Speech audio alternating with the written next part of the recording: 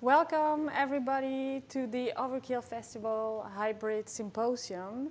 You are here tonight in the kitchen of Tongue Station. I hope all of this works. This is once again an experiment from us. So we prepared, we have lovely guests, we have a lot of help from Tatum, from Tongue Station, from the team of Sick House. But bear with us, come to this experiment and join the chat if you have questions. Tell us if something doesn't work, that we fix it, and enjoy. I will introduce a little bit the theme of this festival. I will present you the guests, and then I will let the people start cooking. So if you're at home or in a lovely kitchen, don't hesitate to follow and try this recipe. I don't know if you all have the ingredients at home, but yeah, maybe you can improvise, maybe you can help each other. And for the people who join us later, we prepare everything for you. For the people who do this at home, a dinner of 3 courses can also do, and this is also fine to join the dinner with us. And for the people who watch from far away and order pizza, this was not the deal, but it's okay also. We hope you enjoy. So Royale is the theme of the festival this year. And probably some of you might recognize this too, but since a few years, and the pandemic, and the climate crisis, and the many other crises have been more and more heavy on our societies, and on individual especially, and for us as an organization as well. So we decided to take this year and the program of the festival as a way to help us to heal, to find new energies, and to find new ways of taking on responsibilities to keep fighting into the world.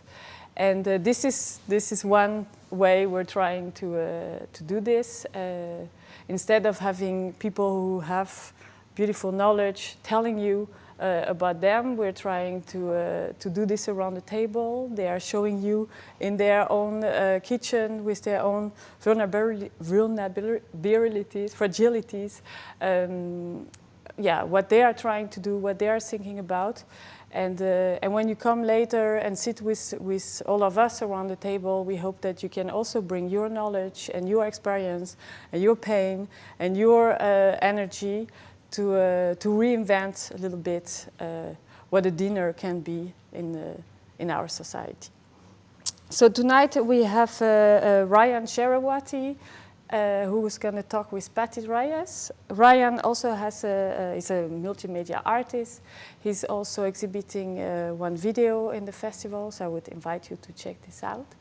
And he will discuss with Patty, who's a PhD candidate here at the University of Twente in the Technology and Philosophy department.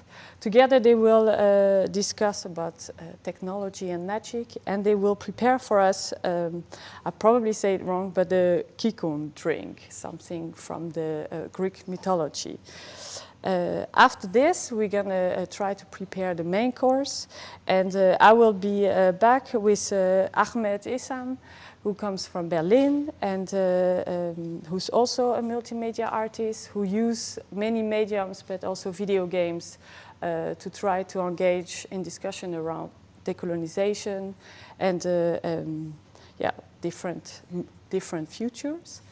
And at the end of this cooking show, Laura Adima, who also presents her work at the festival, will discuss with Agnieszka Anna Volocko, also a PhD candidate and a teacher at the Aki Art Academy here in Enschede. Together, they will dive into the senses of touch and its relation with digital, and they will make chocolate finger bites. So I will give the word to Ryan and Patty and start cooking and enjoy.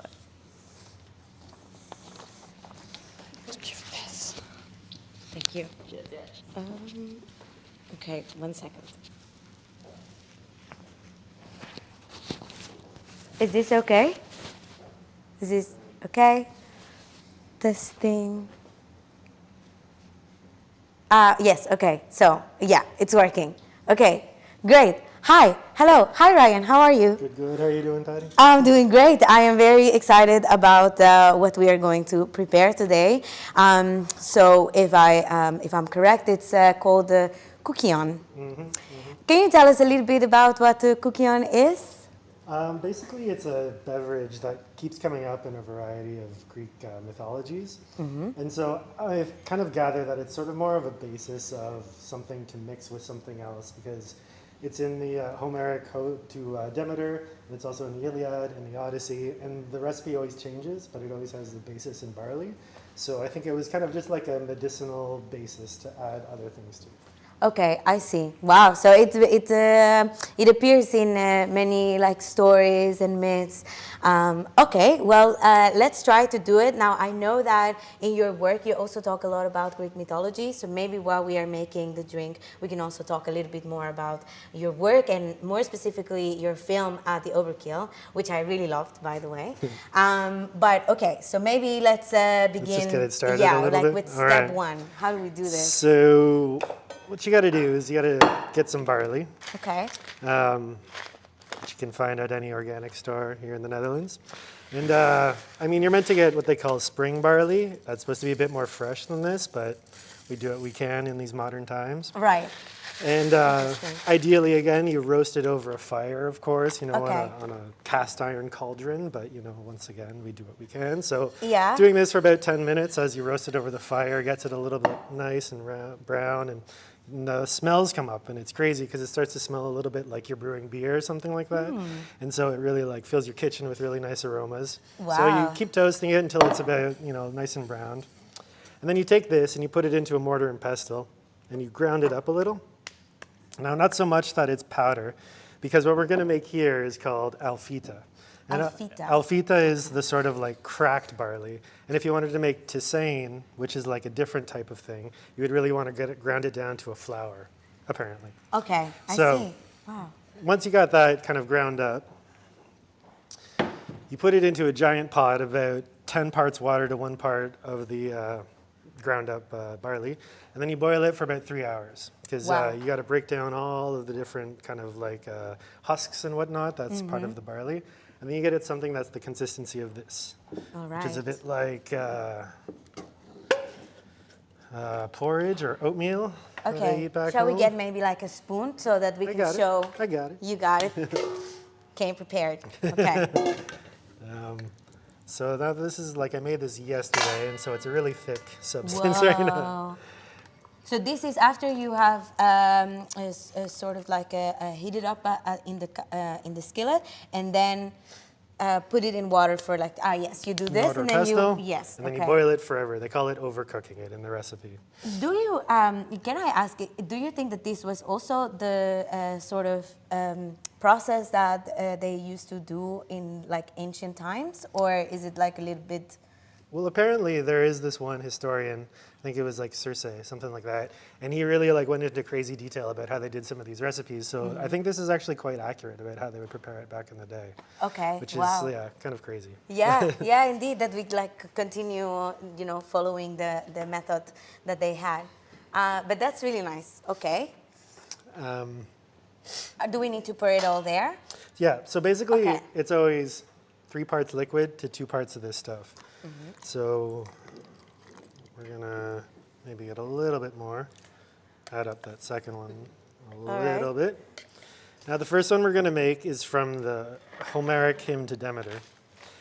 And this story is basically about when Persephone, Demeter's daughter, was stolen by Hades because he wanted a wife.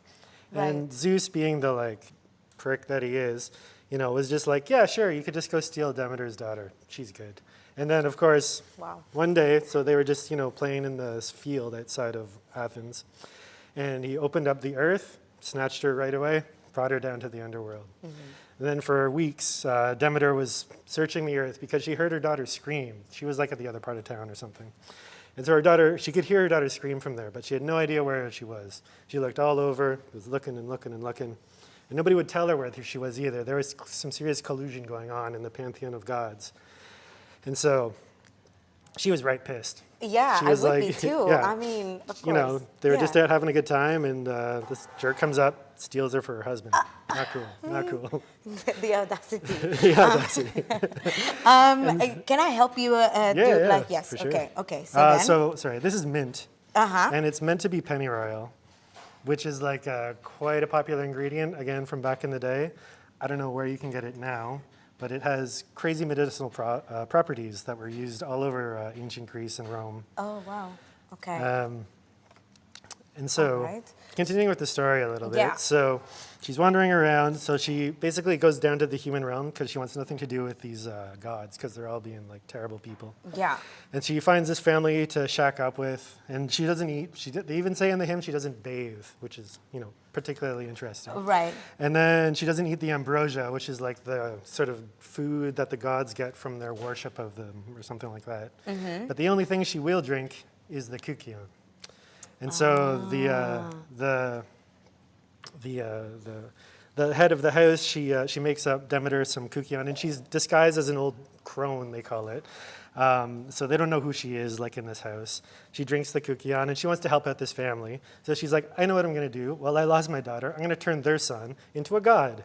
Oh. And she's just like, okay, so every night when they go to sleep, she's quietly putting their baby into the fire, turning it into a god, which is, I guess, what you do at the time. And the parents of the baby were like, it's fine. They didn't you know. Can, they didn't know. Ah, they didn't didn't know. notice. Yeah, okay, yeah. okay, I see. Yeah. Wow. Until one night when they find her, and then she's like, yeah, what? I'm turning your son into a god. And she was like, but the mother was upset because it looked like she was just burning the son, but you know, these sort of things. And so the Demeter was even like more pissed. And she was like, you guys have to create like a temple for me here, and you have to make a festival for me. Oh. And so this is in this place called Eleusis, which is about 100 kilometers outside of Athens. And then from there started this thing called the Mysteries of Eleusis, which was basically this huge religious festival that would happen around the end of September every year. Okay. Where there would be a procession going from Athens to Eleusis, like it would take about 2 weeks.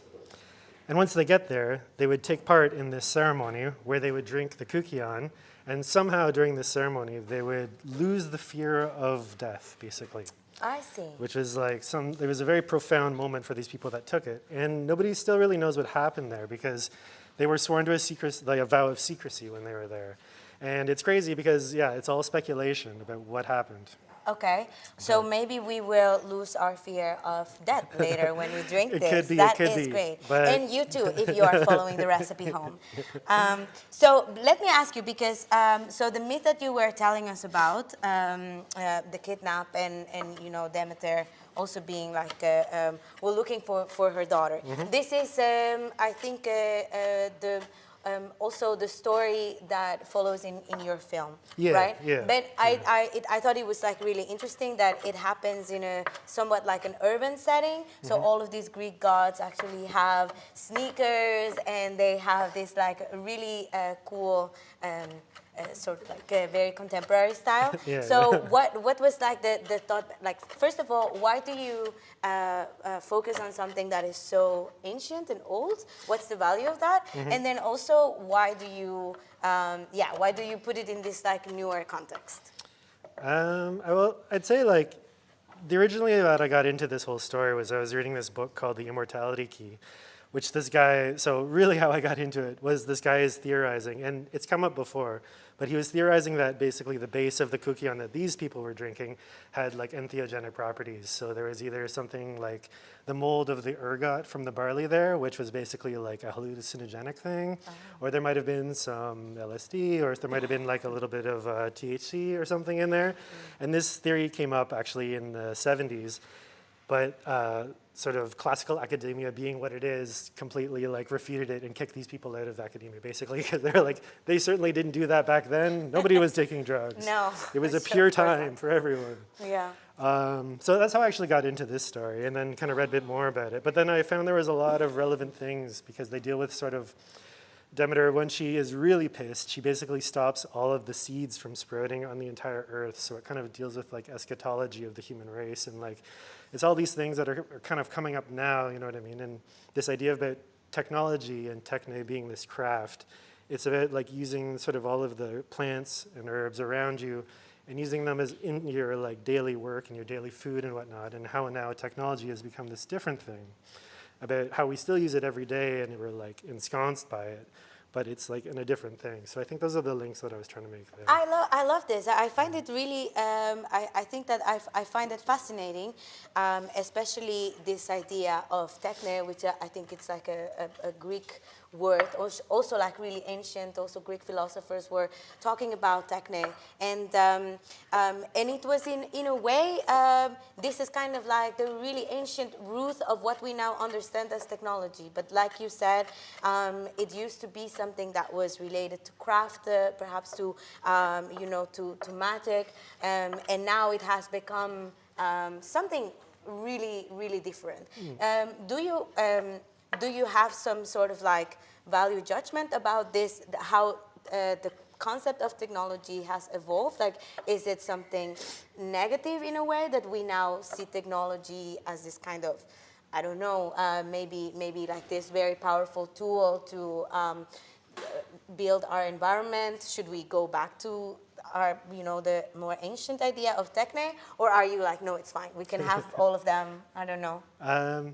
Well, I think it's a matter of like our relationship to it and how we view things, because I think this part of sort of like Western rationality has placed like technology as to being our tool, which has like always been a bad thing in the Western civilization when we kind of other something and we seek to sort of like make it our own thing to use in the way we want to. And I think this is going to come up a lot more with artificial intelligence and consciousness, because we kind of, I think, have to be on a level playing field and deal with it on a more sort of relational basis rather than this sort of strict hierarchy that kind of values like abstractions and generalizations with this like anthropocentric idea that like humans are number one and we'll have this AI thing, because I think in the time basis of like what an AI might possibly think, we're just like, it's kind of like if you think of like how a tree might observe humanity, and AI is like much faster and we're just like the trees or something, you know what I mean? Yeah. So how are we doing with the Kikyon? I feel like I should help you. No, I think we're okay. I think we can start going crazy here. All right, fantastic. Just like I have a hands here, so if you need help, just let me know. But what are you gonna do now? So now we add 3 parts liquid to this, what is it? Alfita.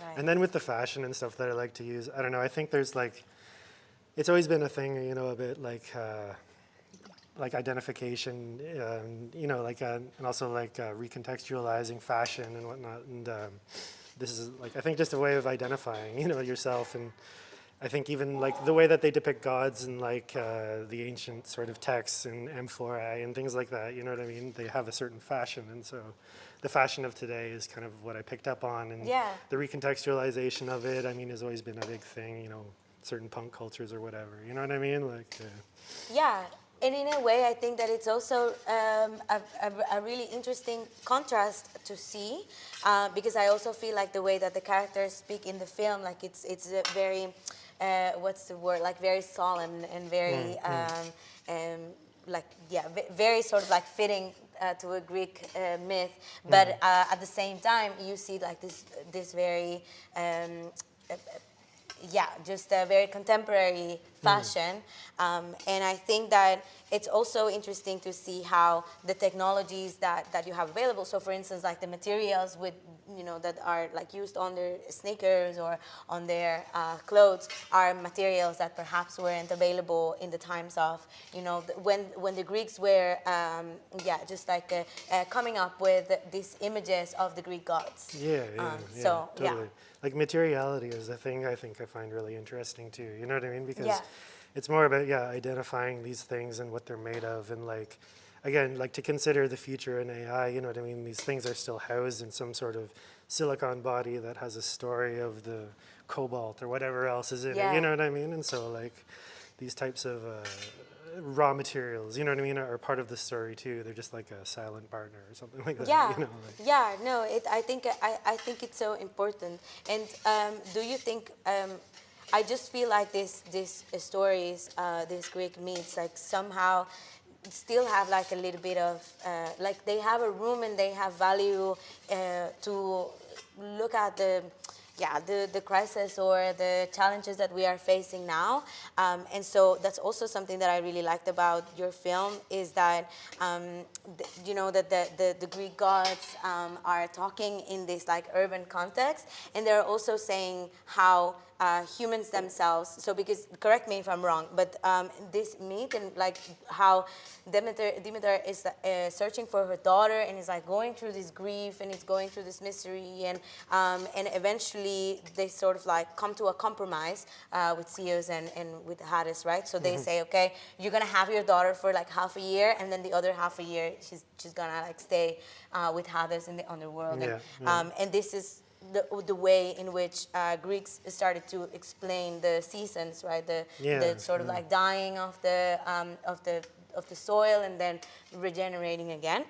Yeah, so exactly, and so this kind of thing, so in your film there was like this little conversation of the gods saying like, I mean, somehow humans have messed with this natural cycle as well, and so why are they doing it? And I just feel like it's a really nice way of introducing that issue. I don't know if I'm like interpreting well why you brought up this discussion towards the end of the film. Yeah, totally. I mean, like, it's always like a bit tricky to try and like research a project and then have things you want to address within it, and then still have like a narrative that's like somewhat flows and has some entertainment value and whatnot. But I was really like reading up a lot about this sort of like plastics coming into like the human like physiological systems and blocking fertility and all this stuff, and like, so I didn't want to like explicitly be like, they're eating plastic and now they can't have children, you know what I mean? But like this, the way that Demeter like stops the fertility of the earth, I thought was a good enough analogy and metaphor to kind of like talk about these things, like you're saying, for sure. Right. So, because there's crazy stories about this stuff now, like. No, but this is what I also picked up on it. So I think you talked about like synthetic materials and how in a way, like, it's true. It's they have been really helpful to do a lot of products, but at the same time, maybe we went like a bit too far in producing them and using them everywhere, that they are now, like making its way to our food, and then it's like really, just like changing a little bit the. So I'm just gonna like, sorry, you wanted to say something? No, I think we're about ready to try the first one. Oh, right. Okay, so we're ready to try the first one. So really, it was the how do you call it again at the barley at the end? Like the thing is alfita. Alfita, I keep forgetting that. And then the water, and then some mint, and then we try it. Okay. So as you can see, it's a bit different than modern beverages, and the guy that I found this recipe on was also agreed. So. All right. And I mean, I think if you're like at the day of a week's-long hike or something, and maybe you drink this. All right. And maybe we lose the fear of death. Yeah, cheers. Cheers.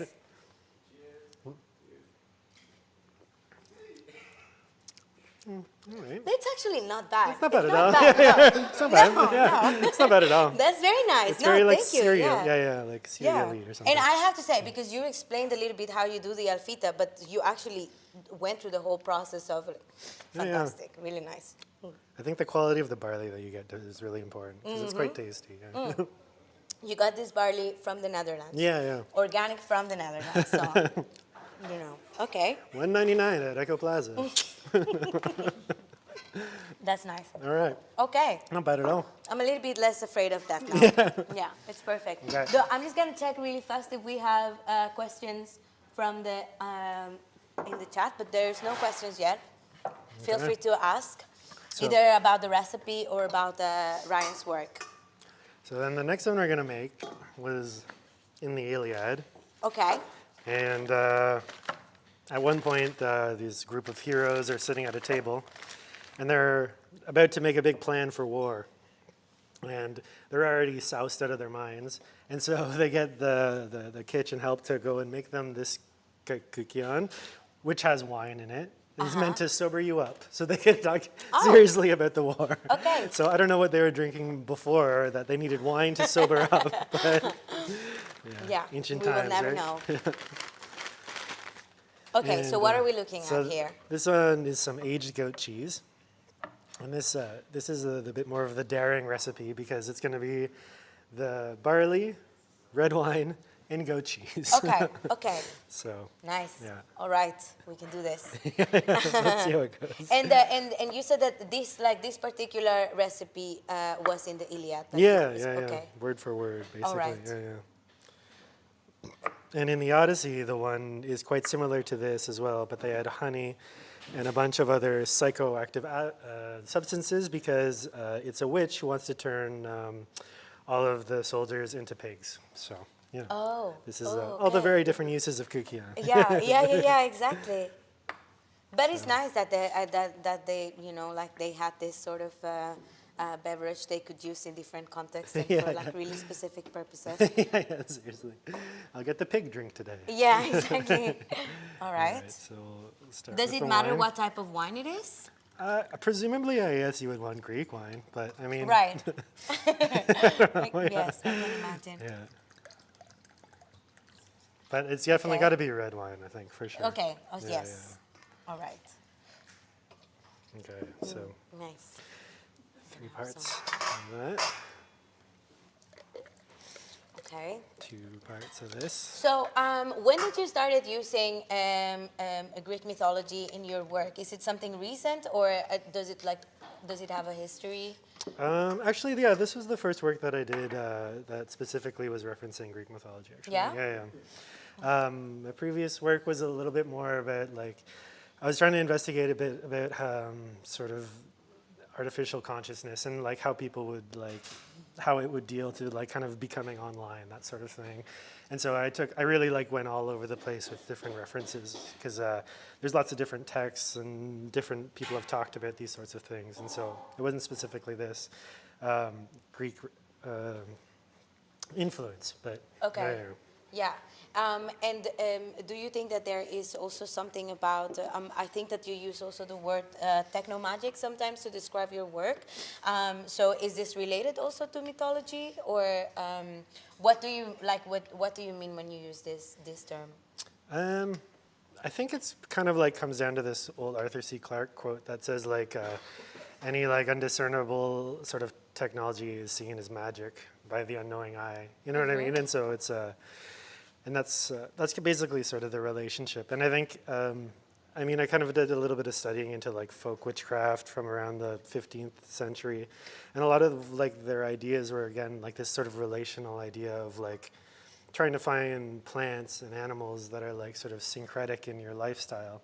And these people were, like, quite healers as well, you know what I mean? And so they would, like, no matter where you lived, you could kind of go out into the woods and find something to help you that was ailing you. Or, like, for example, a lot of animals that would help people out, the poor people out from living, sort of like cats and snakes and sort of birds and these things that would take care of vermin were super important back in the day. But basically when they did these, like, crazy witch hunts and they killed all these animals too because they knew they were familiars of witches, it kind of started the Black Plague. So, you know, like, right, yeah.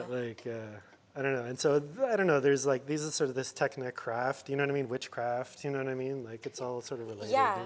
In my head, anyways. Yeah, no, it's interesting because I feel like it resonates for me also the link between deforestation and this, like, zoonotic viruses. So, you know, like how there's, like, these studies that link deforestation and the destruction of ecosystems with COVID. And so it's always like there's this kind of, like, I don't know, maybe like antagonism or this kind of, like, othering of nature and ecosystems, and then that leads to, you know, it ends up sort of like harming us, and I think that it is also related to what, you know, to these, like, synthetics that find a way in our systems as well. So maybe So Now I'm thinking, I'm sorry, I'm, like, having a lot of thoughts. Yeah. I mean, actually in my first project, I was researching a bit about these, like,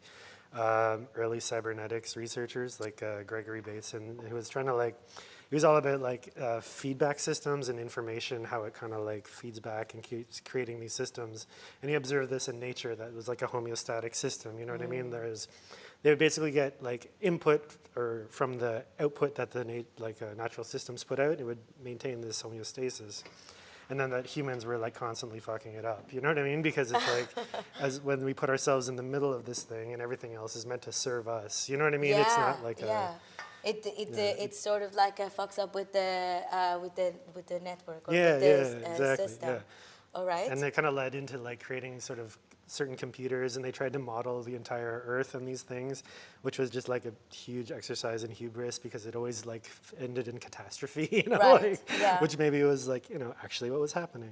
Yeah, I mean, what I was thinking about is that, you know, I think that you have a really interesting view on technology or this sort of techniques that like we've as humans have been doing since like the ancient times, and how, you know, you take us back to this idea of techne and of witchcraft and of craft in general. And I also find it interesting that you tell these stories through audiovisual media, right? Through like this sort of like really a high tech or this really contemporary modern technologies to do these animations. And so I also feel like in a way we could find a way to a couple or to to somehow make these two conceptualizations of technology work together in a way. If there would be some sort of way to make them work together. Yeah, for sure. I mean, yeah. Again, I think it's just kind of like living with the other. You know what I mean? Yeah. It's like, breaking down these hierarchies of importance. You know, like I think this is super important. All right, And so there we go. we're done with the second one. Okay. Crazy goat cheese soup thing. All right, so this is second recipe of cookion. Just like in the Iliad. Yes, wow, so nice. All right. Okay, well, cheers. Cheers. Cheers to everybody at home.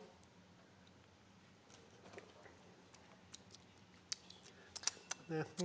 I mean, I kind of like it, I have to say. Yeah. Which one did you like better? I think the first one. The first one with the yeah. mint. It's a bit more refreshing. It makes I a little have bit to more say. sense to me, I think. Yeah.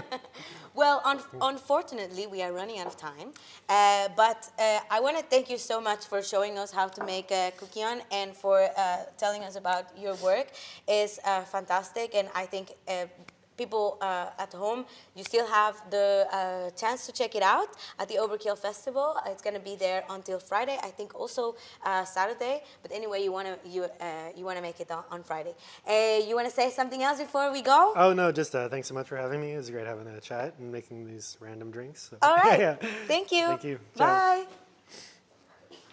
So we can share microphones. Yes.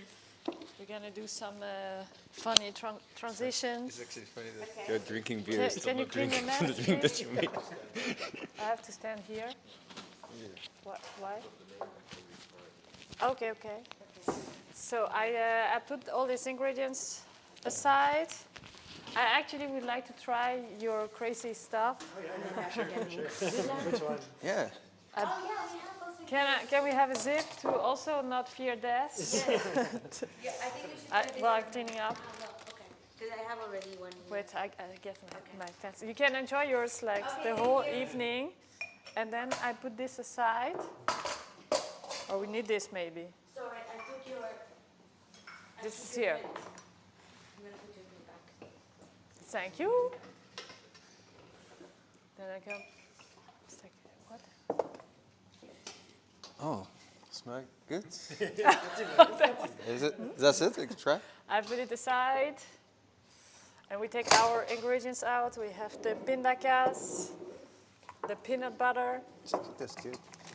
the chickpeas, Okay. the pan. So we have to introduce the food now. I introduced the food, yes, the paprika, The onion. yes. Yes. Okay.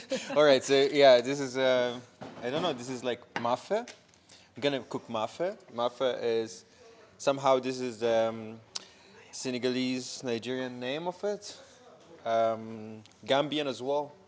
But somehow in different places, when you go to the place like kind of in the sub-Saharan Africa, when you go from the Red Sea to the Atlantic, you have a different interpretation how to cook tomato has to be actually tomato sauce with peanut butter, or like with peanuts. Somehow they call it here peanut butter. This is like the American interpretation of it, but it's actually peanut, smashed peanut. It has the oil on it, and then it actually turned to be buttery. And it's actually. I also find it very strange to call it butter. Yeah, butter. Yeah, and it is. It's a very or important. cheese. This is when cheese in Dutch. You said. Yeah, they eat it with chocolate. In America. In America. Yeah, so it is also a very interesting product. They said that actually there was a confusing about who actually invented it. There was a confusion for years that George Washington Carver, which is a black American agricultural scientist, invented the peanut butter, and he was actually born to slavery and introduced 300 kind of grains to help the soil from being debilitated. Yeah. But actually, it is something that exists in the sub-Saharan Africa before for a long time. You know, from the homies and the stuff like that. And this was and then in Africa, then it's only in meal, or it's also eaten with sweet things. I can talk about, for example, Sudan. In Sudan, when I grew up, we never eat it in sugary. You know, so because that's when I told you they eat it with chocolate, this was kind of mocking the idea. It's like so basically, yeah. So we don't eat it sugary somehow. Yeah. You mostly you could cook with it, and you create something like mafos, and you could also, in Sudanese, we put it with chili, you put it as a side dish, and we could also make from it a salad. It's called dakwa salad. So you can actually start. Yeah, let's do something. Making. We need like this chopping plate. Yeah, it's just have stuff here. Okay. Yes, yes. I take this. Nice, yeah. We actually have to work. Sorry. Yeah, it's fine. It's a good work. So garlic, onion. It was not like this. It's not meant like this. Yeah. We do it all wrong. You put down a towel underneath your chopping board. It makes so your chopping board doesn't slide. Oh, nice. Thank you. Yeah. Cooking tip. Yeah, so I think we need to have. We prepare nothing apparently for this part.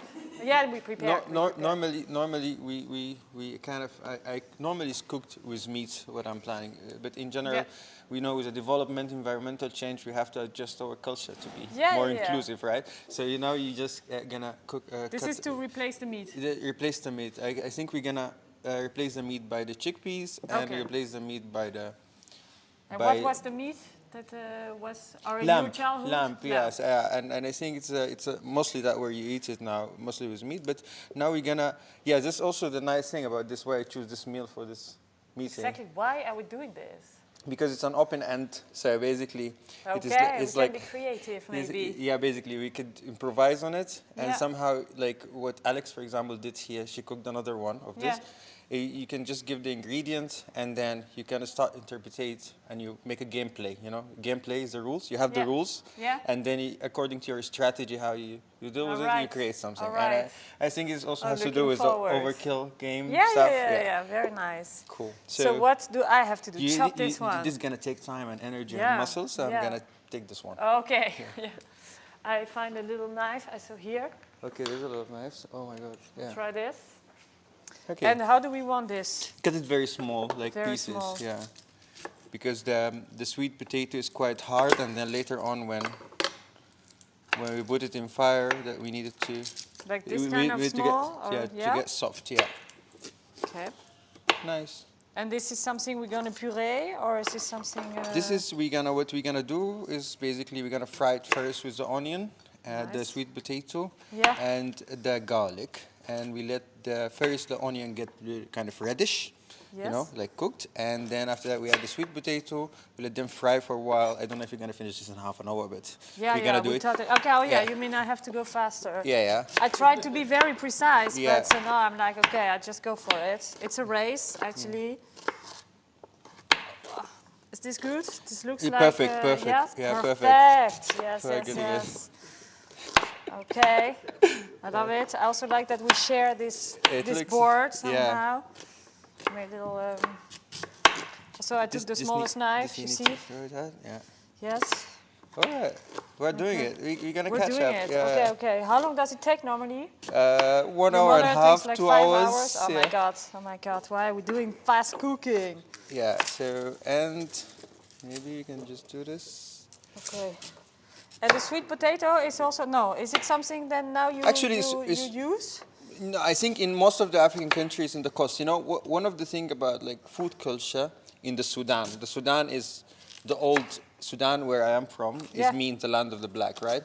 But this is a place, Sudan historically used to be the place from the Red Sea to the Atlantic, which is mean the land of the black. It's used to called in the Greek civilization Nigrita, and then Nigrios in the Roman civilization is the land of the Negros. So basically, the sweet potato is part of it, part of the South Sudanese meal, but in the North Sudan we didn't eat much. But when I start to travel abroad and get to meet a lot of people from all the coast to the Red Sea, I kind of start to cook a lot of sweet potato. And it has a lot of protein though, no? Yeah. It's kind of nice.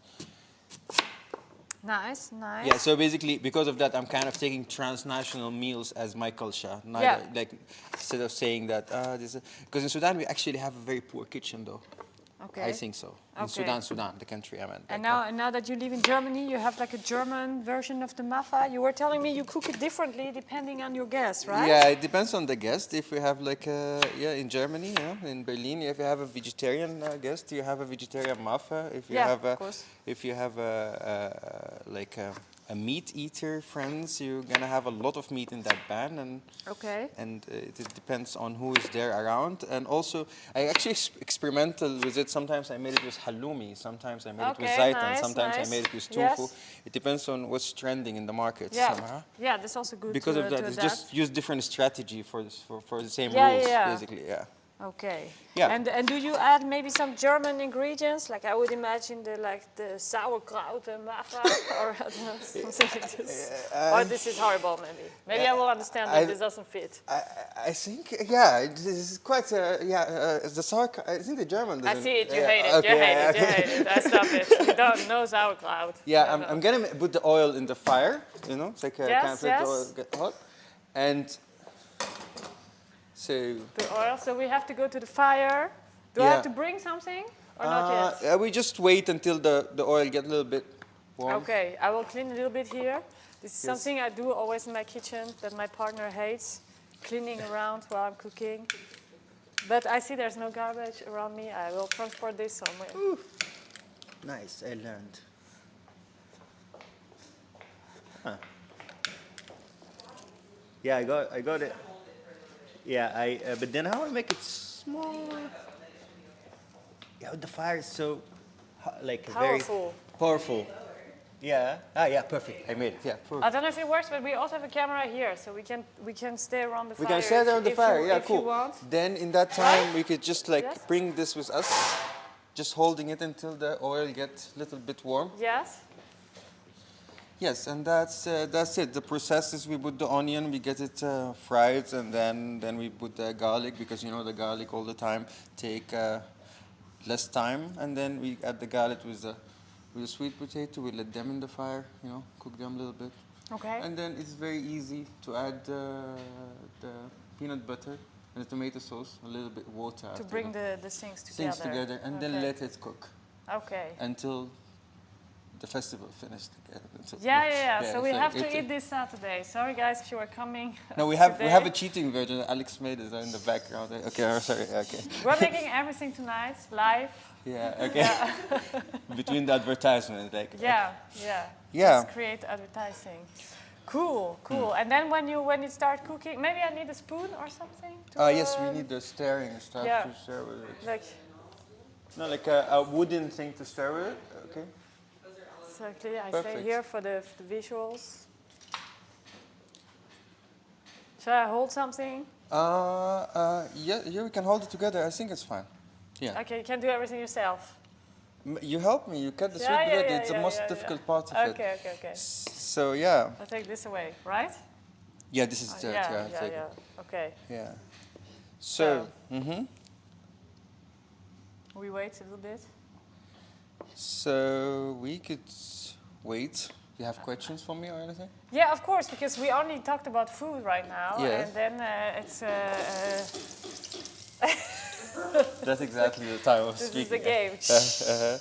So I have to ask a difficult question. Yeah. No, if you tell us a little bit, because you we mentioned very shortly that you do use video games to try to engage in these topics of decolonization, of this feeling of home, and maybe you can tell us a little bit how how you do this, and maybe then, because I do feel like when we're cooking, this feeling of home is something that can be translated into the food, into the sharing, into the transforming for different guests. Yeah. And you're doing this a little bit with your work, right? Yeah. Or somewhat. Yeah, I'm doing this. I'm kind of incorporate gamings because I used to play. I used to be a gamer. Yeah. I born in Sudan in the time that when I'm teenager. It was after the war against terror started, 9th of September. And everybody, like, for example, played in that time Counter-Strikes or Call of Duty later on or anything.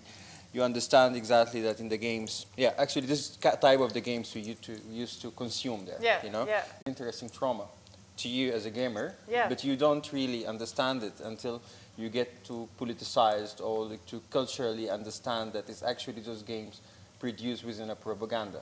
When did this happen to you? This is in the East between 2003, 2004, 2005, basically. This is the time when you play. And we tend to play different kind of games. And we had like all of like The Legend of Tilda. Every game we had accessible to. But I was very attracted to those games, you know, those very shooter games. Yeah. And then the sport games. For me, it was a very interesting medium later on when I got acquainted to the democratized game industry tools, which is like all of those game technology tools that being produced not recent in the last decades, like Unity and for real. And it gives you opportunity that I could build the architecture of the game by myself. So I started to use that to incorporate it on representing or like incorporating my artwork, on my research, using the game itself. Also, this also kind of a process of personal healing, I might say, you know, to understand that you are able to reclaim that space, architecture of game, and recreate different archetypes that represent different kind of stories. And then within time, I think it gets more complicated with which kind of art I want to produce. This is getting very hot. Okay. We also have to cook at the same time. Yeah. So what? How do you do this? How do you start to create new archetypes? Do you make them then look more like you, or represent your communities, or you just? No, like, it is actually it is not about like this is also part of the idea. It's not reversing what is produced. It's not producing another archetype looks like me. It's just reversing all of the how the technology give you potential to produce something different. It's not about I'm gonna produce like there was an Arab black villain, so I'm gonna produce Arab black protagonists. This is happening in the term of reversing politics. But I think in the artistic places that use this technology to explore different kind of research work. Yeah. Like one of the projects that I worked on, it was called The Resistance of the Rhizome. What I did is it is during the Corona time. During the pandemic, and I was starting to have this, everybody got this panic that we don't use all the sweet potatoes too much, huh? We can just use this for me and you, right? Yes. Oh, like a small family. I thought you wanted to cook for the whole family. Yeah, but we could cook later. Okay. I know nothing. I listen, I look at you. I do nothing also. Yeah. I think we could prepare now the sauce. But yeah, so during the pandemic time, I started this project. It's called Resistance of the Rhizome, and it was for me. I was, all of this question coming that now we are living on the space of like big data, surveillance, capitalism, and everybody get to their home, and then you kind of start to get your window to the world. It was your computer. So now we start to think about like our question, like how now capitalism going to look like, and what's kind of infrastructure that we're living in. And so I started to say, maybe I make another research to look at like how capitalism in the time of transformation, how it works, So I started to look at the colonial history And this is a very interconnected with capitalism. And then I started to look at maps, basically. The maps made for cities, Abuja, Khartoum, that the colonial power have created different kind of what they call it productive cities. That cities to extract wealth from the global south. And then I kind of used those maps to try to imagine the architecture of the future inside the game. And then productive bodies, which is mean the workers. Who is going to be the workers? And I kind of meshed that in the architecture of the game. So the static, the fictional part of the game is you enter in a space where you could watch this new reality. It went to abstract, but the basic of it, the infrastructure of it, this historical maps, and this is history of the workers in the work. So basically, it is not about reversing it. It's actually you're doing something totally different from it. That's the idea. And then try to imagine like a future. A future, exactly. A new architecture. Exactly, and in that time, you kind of you inserted the elements of deconstructing or healing, I may say, like, or you use different kind of research base in order to produce a new game, you know. And who did you imagine would be the player or the user of this game environment? I could imagine that. Actually, it is more of experimental. It's more like of artistic experimental itself. I kind of find the difficulties now to produce an actual playable games, you know, because it is more about inserting people in a space and try to reveal that the colonial infrastructures in everything that we've been produced around us, and to produce something different. And it is in the face of developing it artistically, and I imagine everybody is playing it. I meant healing from colonialism is everybody. And that's exactly. But I don't have. But then you bring it into galleries or into exhibitions. Yeah, exhibitions. This is exactly this project was supported by an institution in Jordan. It's called Darat al-Funun. It is like we made it an online exhibition. It's called Internet of Things. Another life is possible. It is about imagining future with different kind of technology. So it has kind of audience, but also after that, the audience, after they get into this abstract space, and like every artistic project, is kind of evoke questions, and then when questions start, the conversation starts. That's exactly, but it's not about the producing a game for the gaming industry, but it's using about the get confused. Tool. Also, But still, the public, the people who use this object, they have a certain power, a certain responsibility because they can take decisions, right? What kind of decision did you give them in the work? Yeah, decisions of exploring. Or choices, maybe. Like, what could they? Yeah, I think part of what I understand when I play, for example, when I play that, is that you challenge every possibilities in the game, right? You enter a space, if you have a controller, if you have whatever VR, if you can move, you're just trying to challenge the infrastructure of the game. Especially like we would call it like progressions open world game, you know, that you sometimes you don't have to play the quest somehow. You just go around and check out how things happen. My favorite way of playing. And so part of this exploration, that when you explore, if you mesh some kind of part of it with architecture, people start to go around and look and questions.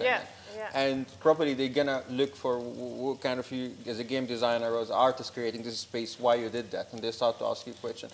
And then you through your research here and there, and it is more of an experimental place, and it actually produced some interesting output, because then people started to move around, and so like this looked like familiar for me. It's like it's a map of Khartoum or whatever it is. Okay, so people also could recognize the space. Yeah, could recognize the space. But sometimes not. It depends. And could recognize, for example, behaviors of surveillance, of consolidating powers, of stuff like that. This is, I think, one project. And now let's do the most nice part of it: peanut butter, peanuts. Okay. Go back to the kitchen. The peanut butter. Yeah.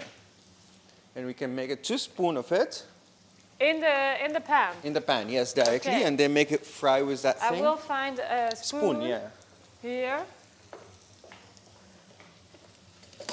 We're going to go very Like this? It kind of goes This is inside a this wrong one. spoon. No, totally wrong spoon. But I don't really know where are the spoons here. We We'll could put this here. We could try. Let's explore this kitchen. Spoon, spoon, spoon. Ah, yeah, here. Those Here. Yeah. Okay. Yeah. Spoon. We have a spoon. Yeah. Okay, can I do this? Yeah, you do that. Yes, yes. As I much put- as you like, you know. Would you I feel don't. that? I'm not super fan of peanut butter. Ah, but, really? Okay, then give it to me. No, but and the food is gonna be nice. Okay, I'm perfect. very happy to This to is try. perfect. But it was a big surprise for me. This in the kitchen. Nice. Perfect. Actually, you're not fan of it, but you bit a decent amount. Yeah, I have a child who loves this. Uh-huh. Yes. All right. Then, you know, you look at this, get very smooth, nice, It like also that. smells good. Yeah, and, you know, we need something to cover this up later, because we don't A want lid. the water to A vibrate. lid. Yeah. Yes, here. We're gonna take this one, a lid. Yeah. Perfect. And We leave the fire Yes. hot, Oh, yeah. semi-hot. For the people online who cook, we leave it like this? We leave it like that, yeah. Okay. And then we little bit, we leave it like that, and we prepare it. We open this tomato sauce because we need some water, so this thing is not like stuck here yeah, exactly. Of course. And yeah, that's the first was a project I worked on. We can. Nice. Okay, our cameraman is gone, so we're just improvising something else. Yeah. So we go back here, apparently. Sorry. Yeah, the spoon. Spoon, Did you use it for spoon, the spoon, spoon.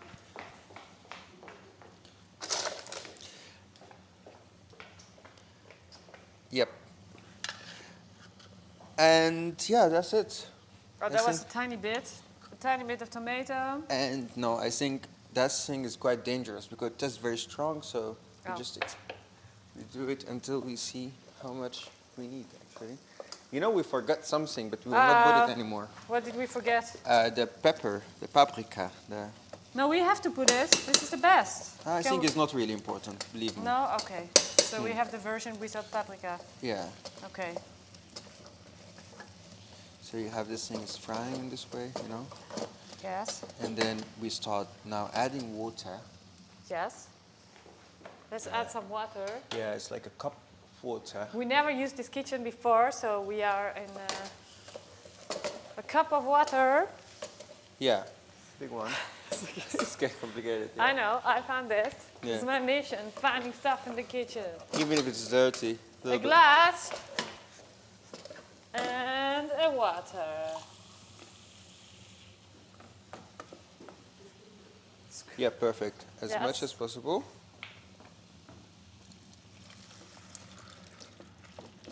Everything? Yeah, everything. Full glass And of water. More? No, no. No. And then, like this, you see like this thing coming out. Sorry. I'm clumsy, that's my problem. Yeah, that's exactly things getting. Accidents and then we can be very actually we can add more water Okay. on it. Yes. And in that time,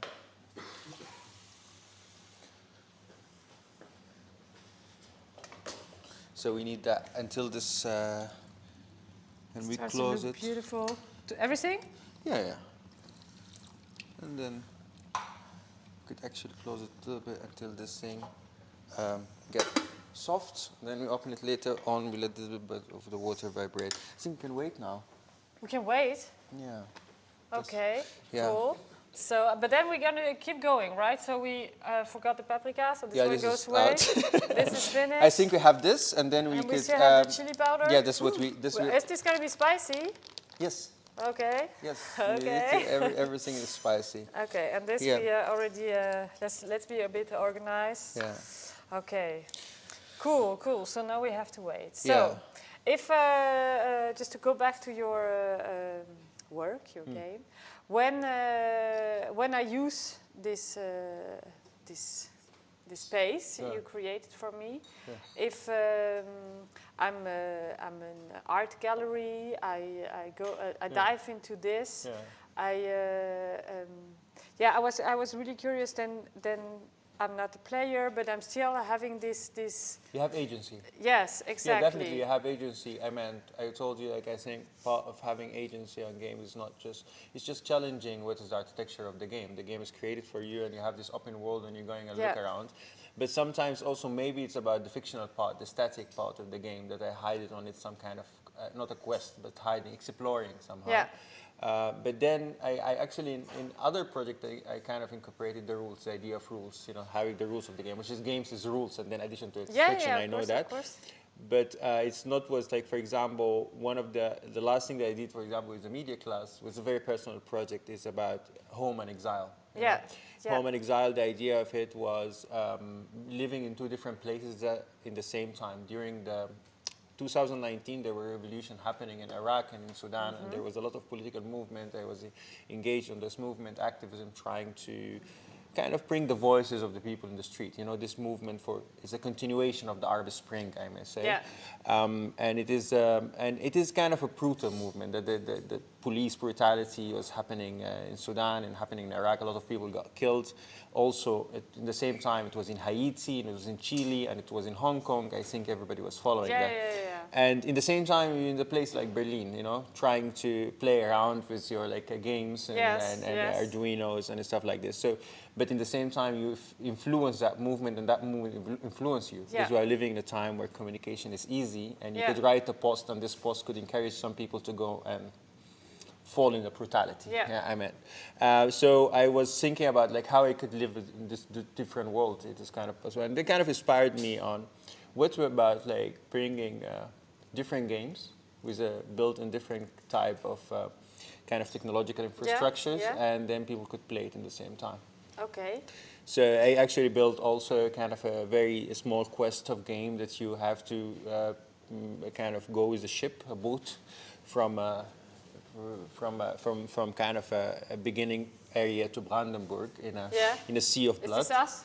It doesn't have to be us, actually. Oh no, this is not us. This is not us. No. Everything's fine? Yeah, and everything is fine. And then the other part of it was a small arcade Pong. I think it's very easy to. But the difference is the decision that you take in all of this space in the arcade, or you take it on with one controller, or you take it on this game boat that is affecting each other. Yeah. And then every movement that you make, your kind of your back or your movement is traced, you know, by colors, and then you create some kind of a mess. Yeah. And this is the idea of, for me, is trying to bring a personal issues, which is the conflictly of being in two different places, and this place is affecting you, but you cannot live in the same place as normally. Yeah. I meant you still being affected emotionally in that place, and being affected here emotionally. I meant and how to produce that. And I was thinking this is the only thing that game could reflect this moment. They have anxious that you're gonna die here, for example, in that part of the game, but then you're actually trying to rescue your boat, but then you don't want it to lose your bonky on the other side, and then you create a mess, basically. And that mess, a lot of people talked about it, like Edward Said wrote about it all the time, about essay on exiles and stuff like that. I find a lot of literature of exile that's written, but this is also kind of produced a very beautiful artistic work in the end that the participant, they have the agency on creating that. Your decision that you take in this particular moment, which kind of controller, which kind of game you want to win on it. And this was a physical installation. This was a physical installation that you had in Berlin. Yes, this was. And is this something you also brought to these places of conflict? Or no, not yet. Not yet. Actually, I didn't go to these places of conflict, but I'm wondering that I saw sometimes the question of using tech-based art or media art on places which is underdeveloped, or may say a kind of places that are so kind of under access to had kind of for reasons, you know, for historical and economic, it has kind of an economical misery. Then there's a lot of responsibilities of if I bring an exhibition that has two installations with a graphic card in it, you know, to make people play. And the electricity shut down, and that because, for example, the accessibility to electricity is it's a rare amount of time. And I think this is, I meant to have access to technological stuff that the same Western privileged European has it. I think it is a question as well, you know, how I could, I didn't bring an exhibition there, but I wonder I need to think about what kind of game I want to present there. It's maybe a work of translation. Translation. For low tech, low energy use. Yes, exactly. Yeah. And low tech and low energy use is something people do for a long time there. Yes, yes. And I also think ecologically that can be very interesting to develop this more. And exactly, because VR is super fun, but immersive art doesn't need always this high-tech stuff. Exactly, yeah. And we can actually learn a lot from people there, appropriating kind of high-tech and make something simple from it. I think I may say, like, if I had a chance to go back there in a time, I would do some research based on this, I think, based on, instead of producing game from Berlin and bring it to all of my, fancy devices that produced properly in China, that worker have produced it in a very bad condition and bringing it there to consume all of the electricity of that land. If I'm saying that I'm working in decolonizations, I think properly I need to... there's a lot of things to think about. Yeah, okay. We have to, this is a really kitchen talk. We have to wrap up. Yeah, we have to wrap up. Yeah, we are totally ready here. We need to put the spice and the salt and the chickpeas, and then we leave it until it cooks. Okay, so we were almost ready. Almost ready. And I think everything there. Maybe the last thing I actually want to share it with you, it's very important, is a project that I work with in the decolonized digital rights, which is in the part of the DFF. It's the job that I'm doing an artistic... You need a spoon? Yes, I need spoons, a lot of spoons, spoon. And, ooh, this is nice. This has a lot of water on it. So, which is... Yeah, tell us about this project. It's a project, I'm actually just part of it. It is bringing 30 initiatives, 30 initiatives working on social justice, anti-racialization, for gender equality, bring them together to somehow to challenge the power structures in the digital rights. You have to say this again, I'm sorry. I was looking at the chickpeas and it is the initiative of decolonized digital rights is basically that initiative by the DFF to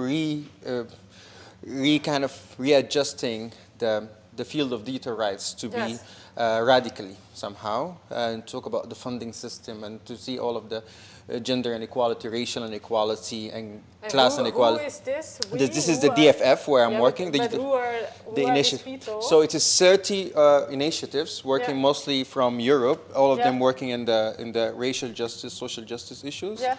And it's directed by my boss directly in the initiative, which is Laurence. And I had to use gaming as a part of this place. I needed to create an actual game to invite people. So gaming is a way of communication, gaming a way to represent, to assimilate future. And assimilate also a place where digital rights being reversed or being equalized somehow. Basically that's what I'm just think it's very important to say, like, a game gives different possibilities. It doesn't have to be a reality or an imagined future utopia. It's just totally different, something different you could imagine it that could not possibly foreseen in the future. It doesn't have to be utopian, maybe utopian or dystopian. It is more about, like, you unreveal problematic structures by providing alternative or uncover the problems of it. And I think the initiative is based on that, to uncover the problematic relationship that organizations and institutions have it. So we have a lot of water now here, but I have another problem that we didn't have enough tomato sauce. So we just put tomato sauce because it is not red enough. We did not taste at any moment. Is that not important? No, I think we need to trust. We trust. Okay. We need to. You have a lot of experience. And it's also from how it looks, you know. It's exactly. It's not what happened to our fire? That's our problem. I can see. It's too low or what? Yeah. Is it this one? I don't know. Somebody said in the public, is paprika like VR? It's nice, but it's not necessary. What is that? In our recipe, we skip the paprika. You said, that's not necessary. That's necessary. So she makes a comparison with paprika and VR. I think it's a very relevant observation for it depends on how VR is kind of used now. But I think it's also VR has a potential, especially, for example, the concept of the exhibition, of the festival, of bringing different sensations, you know, in one space, and also the sensation of being in a virtual, you know, being there physically. Immersive, you know, there's a nice. No, VR is fantastic. But yeah, fantastic, but I think also. But now the idea of the VR being used as wow, I think this is what the person meant. You know, like we have an expression with VR. Wow, I'm gonna be there, putting the camera inside. This is. I think this was a very good comment. So it's not important actually to bring it if you don't have a story to tell. So you don't make a VR. So that's it. Okay, we have to go to the next guest. Yeah. And this looks we're going to leave it here and then we go. We just trust it, apparently. No, we did not put any chili. We didn't put everything. We can put it now. Everything. Yes. The chili is here. Okay, we put everything and then we leave. Yes. Okay, we put everything and then we leave. And then we're going to leave Laura and Agnieszka prepare the dessert. Okay, and we need to put salt, by the way. Salt is also... Salt? Oh my God, and now I have to go on a mission, salt. Yeah. Here! Okay. And you say stop. Yep. 2, 3, 4, 5. That's it. Okay. Ciao. Perfect. Yeah, thank you. Beautiful. Wow. Wow, it's so good. Cool. Okay. So I'm sorry I made a mess. No, I think we leave it open. Okay. And we made a total mess here. This is like, but that's exactly when you have an actual conversation and cooking at the same time. Cool, cool. Okay, so now this was the MAFA version of the Overkill. We're gonna have Laura and Agnieszka making these chocolate finger bites, and I will let them introduce themselves. I give you this little microphone. Okay, how do I connect this? You clip it on your beautiful necklace. Okay.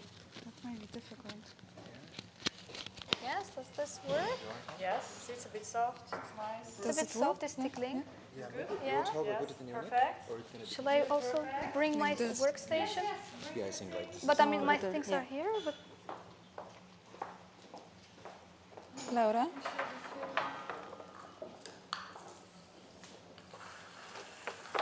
You need help? Yes. Watch out with the cables.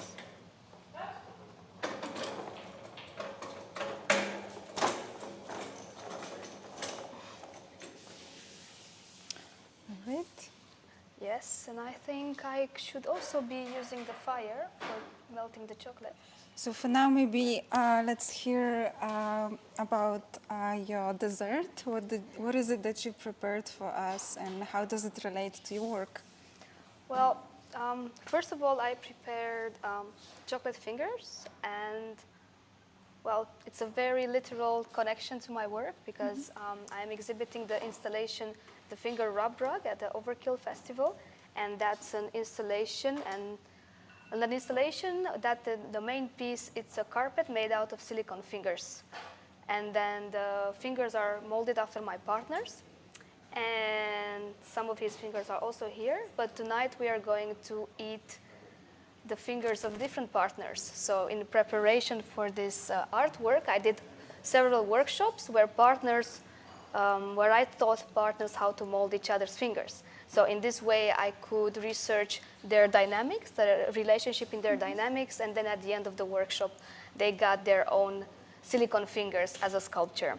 So all these fingers that I collected in my studio during the workshops, I made them into food-safe silicone, and this is what I'm going to be using today as a mold for the chocolate bites.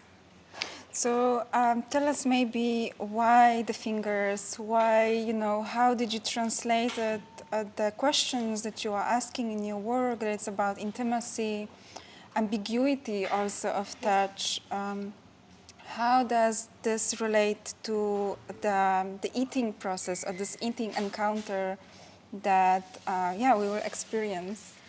Yes, well, first of all, let me start with how I started thinking about this artwork. I just had an urge to make an artwork that deals with touch and touch alone, and just to research what it means, what touch means for us, especially in relation to art that's usually, seen behind glass. It's very precious, you're not allowed to touch it. Even with sculptures, you're usually not allowed to touch. But I wanted to make an artwork that you have to touch it to be able to experience it fully, to understand it by interacting with your body. And but if I may break, right, because it's not so inviting to touch also, right? Yeah, like your work creates this ambiguity of feelings, right? In a way, it is about touching and experiencing different pleasure, but also maybe uncanniness, right? Maybe some violence. So there is this, like the registers and scopes of different feelings that I think is very unique in your work that you are able to foster. So that there is something that... yeah, exactly. But I think that's right. That I notice a lot of times when people first encounter that work, even during the workshops, they find it a bit scary. So they are like, oh, this looks so realistic that it's scary. I'm not sure if I want to touch it.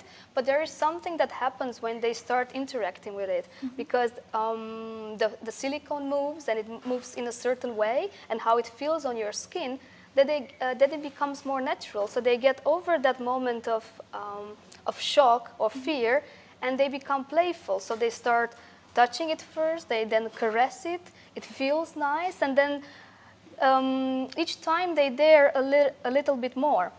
And at the end, they even dare to lay on it completely, and then they start feeling the temperature. It feels slightly warm.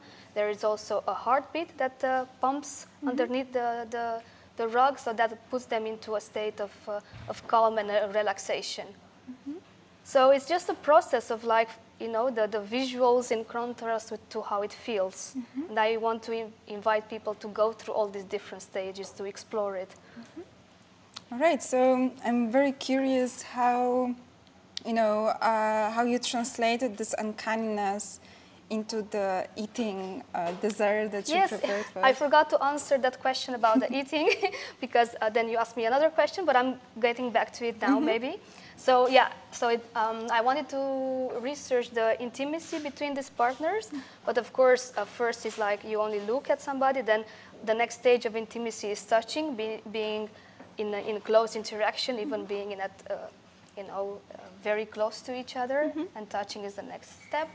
But eating, there's like the next level. I mean, that's really intimate if you can put something in your mouth. I mean, there's something that you put inside your body. So I wanted now my audience to have a next stage of intimacy, to actually eat my work. And I think we can now move to the cooking part. To the cooking part.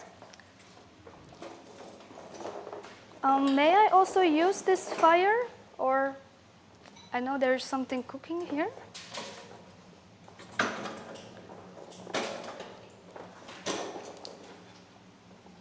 Yeah, should I put it? No, we have to keep it, right? I think we have to keep it, but maybe I'm going to light this other.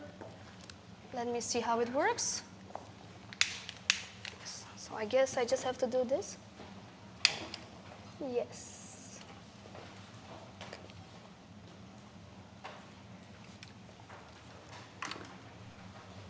So tell us, what is it that you are cooking?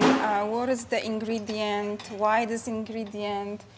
And yeah, tell us more a little bit. Okay, was kind of a journey for me too, because I wanted to make vegan white chocolate. And yesterday I was trying a lot of recipes in my studio, like to make it myself with cocoa butter, with coconut milk powder, and all kinds of amazing and biological vegan ingredients. And it was tasting really good. And I put it in my molds, but when I tried to get it out, it was just crumbling. So I did not manage to make it in the finger mold. So what I have now, it's actually just white chocolate that I melted. And how you melt chocolate is that you have to make sure that it's not burning. So I have a bowl over here, and it's on top of hot water. So in this way, you can melt the chocolate and not burn it. And it's like, you just have to have a really nice yogurty-like consistency. So then you pour the material into the mold that you created. Yes, but that also requires some special way how to do it. So I just learned it today, actually. So I'm going to make something like this, but with the new chocolate. that is going to help me with the precision, with making, with pouring the chocolate in the mold with more precision.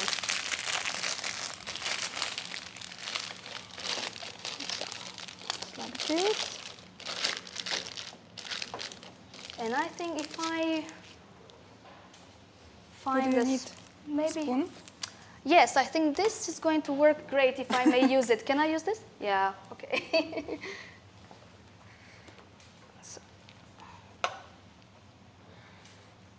So before we were discussing, because you were talking about the vegan ingredients, that is very much important for you, right?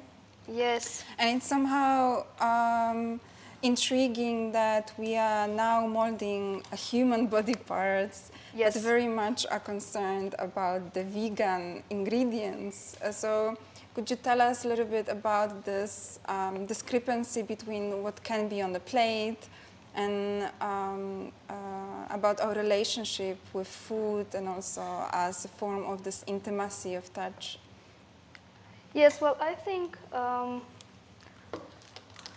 well, first of all, I chose to make vegan fingers because, well, obviously I am vegan myself, and I did not want to kill any animals, although that makes you think of why would you kill a certain animal and not the other, and why are also humans not part of the food chain.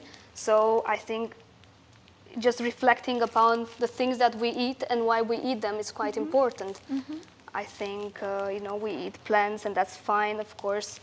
We don't know, yeah. Yeah, exactly, because we were also discussing, because plants in a way are very important ingredients in your, in the dessert that you are preparing. Yes, for us, exactly. Because in your research you are investigating the capacities of touch and the intimacy, and apparently the way how you are working with plants is exploring these different intimacies and ways of touching. Could you tell us a little bit more about it? Yeah, exactly. So I am actually researching a lot of different experiences on our skin, and I became a bit fascinated how we have sensors in our skin that respond to certain chemicals that are found in plants. For example, the most famous ones and the most striking ones that I'm also going to put tonight on the plate of dessert are mint and chili peppers. So in mint you have a chemical that's called menthol. It's very familiar to all of us. And if you ingest menthol, or even if you just put it on your skin, it creates a sensation of cooling. But that sensation of cooling, I think that happens because there is a sensor in our skin that responds to cooling as well as to this chemical in menthol. And while reading about it, I found out that it doesn't happen because of the evolution of species in animals, but it happened in the evolution of species in plants. So plants developed a certain defense mechanism against predators, and they produce this chemical so that they are not going to get eaten. And the same happens with capsaicin in chili peppers, and that creates the sensation of burning, of hotness. And what I find it very interesting about these two chemicals, about these two sensations, is that is kind of universal. So everywhere in the world, people are going to experience this in a certain way. Like some people more than others, some people like it, some people don't like it. So that's interesting. Well, but if I may stop you, what actually is also, sorry, I shouldn't touch the microphone. So what is also interesting is that what you are saying is that what we are experiencing, it's not so much universality of human experience, but you know, the pain of the plants that we are eating, or that we are to touch or consume. So this mutation of the plant that we are experiencing in a particular way, and we are not recognizing as their capacity to feel or their capacity to to somehow create a meaning in their ways of being. Yeah, exactly. I think it's much more obvious. It's much obvious that an animal has pain if it's eaten, while a plant doesn't communicate that, not in the ways that it's very obvious to us. So, today we're going to maybe relate to the pain of plants much more. I mean, we are now eating the fingers of all these partners. We can also think, okay, Does it feel pain or not? So, so let's see how you pour. Okay, so I have here a mold that I made. So in each one of the openings there is a finger from one of the partners that was in my workshop. And I need to just make a hole I here. forgot to ask you, so is to being in this relationship, intimate relationship, an important component in your workshop? Because you are emphasizing that it's Yes. a finger of a partner. Yes, it was very interesting because most of the times there were partners that were romantically involved, and that's how I started my research, because I wanted to see how their dynamics work without just being there and asking them about it. So they had to mold each other's fingers, and that's a very time-consuming process. So first they have to add 3 layers of silicone, and they have to wait in between until it hardens, and afterwards they have to make a plaster shell around it, and then they have to switch roles. So when they start, you know, you see the dynamics, one is more dominant, the other one is more dominant, you see how they look at each other, if they touch each other a lot or not. But when they get focused into the workshop and they're really busy making this happen, I shut up and I let them go. And during this process, I can see that one of them really wants to be in control, where the other one, it's a bit more submissive. So for me, there was a very nice way of looking at their relationships. And it became more interesting when I invited couples that were not romantically involved. So then I had a professor and a student. And then when they had to touch each other, even just the finger, then it was very awkward because, you know, touch is quite problematic. So, you know, a touch that's not wanted can lead to traumatizing consequences. So nobody wants to be put in that position. So they first had to ask permission from each other. Am I allowed to touch you? Am I allowed to do this? And that, it's very, very nice to look at. Yeah. Yes, it's interesting how you are. Also, I remember before when we were discussing your work, how you talked about the intention, that it's very important for you to realize this. Well, in philosophy, we call it pharmakon of touch. So touch, and today we already heard previous artists talking about the technology and ambiguity. About the importance of practice, of the way how you practice the technology, it's not neutral.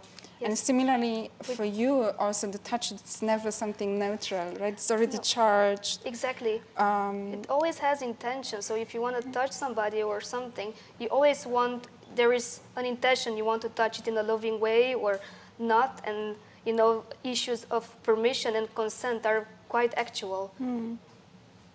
So I'm very focused pouring this in. I will not maybe allow you to No, go ahead, but I'm just saying that I'm quite, you know, pouring chocolate is much more difficult than pouring silicone. But it works similar. So how long does it take to stiffen, like to fix it? The chocolate? It's around half an hour in the freezer. So then it has the right consistency, so you can take it out of the mold. If you take it a bit sooner, then the chocolate is not hard enough. And since I'm doing a complete mold, then it sometimes breaks in the process. But so far, this ones that I had to practice today. Why? Oh, so I hear that there is some question from the audience. So while you are pouring, I'm going to read it for you, okay? Yes, please. Okay, watch out.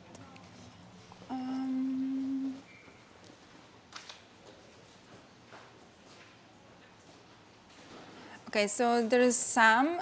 Thank you, Laura. I really like your work. During your research, did you encounter how much touch is about the hand? What do you think of feeling touching with others' parts of the body? Yes, that's a very interesting question. I mean, I chose hands because the hands are, you know, the main sensory organ on how we experience touch. I mean, there are a lot of nerve endings with a lot of density in our hands. But, for example, we have other parts of our bodies that are even more sensitive. For example, the mouth we're going to eat today is also very sensitive. And actually, yes, now that I'm talking, I did work with other parts of the body.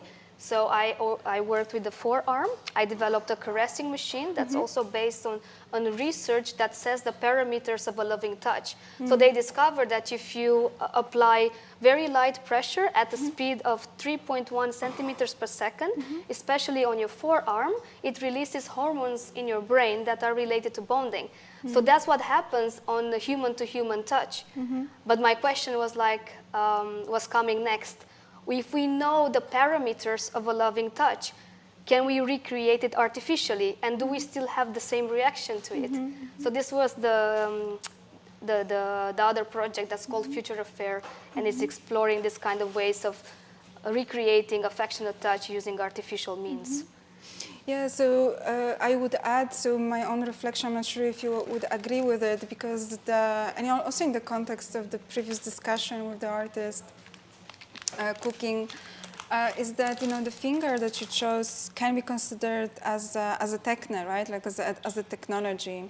So it is, in that sense, never neutral. So it's not any touch. It's the touch that can penetrate, violate, point, that can create, right, or can be intimate or loving. Yes.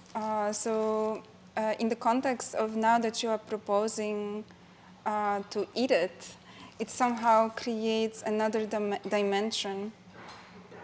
Because, and we were discussing this, that, usually within the philosophy or, like theory, we are not considering eating as something, or traditionally, it has never been considered as something that creates knowledge. Yes. It's just a habit or just something, that we do in order to sustain our life. Yes. But in your project, you propose a different kind of intimacy or knowledge making, right? Yes, it's the same with touch. For many years, touch has been seen as this practical sense that you can just get information and do something with it right away. So we never developed any sort of aesthetics with it. And I think it's actually much more with eating that we know how something tastes like, where is something good. Of course, maybe not in a way that we developed art to be eaten. But which is also quite interesting, right? Because humans are not considered as edible, even though, for instance, there are propositions within, especially eco-critical studies, to consider the human on, equal. Yeah. So in order to indeed be maybe.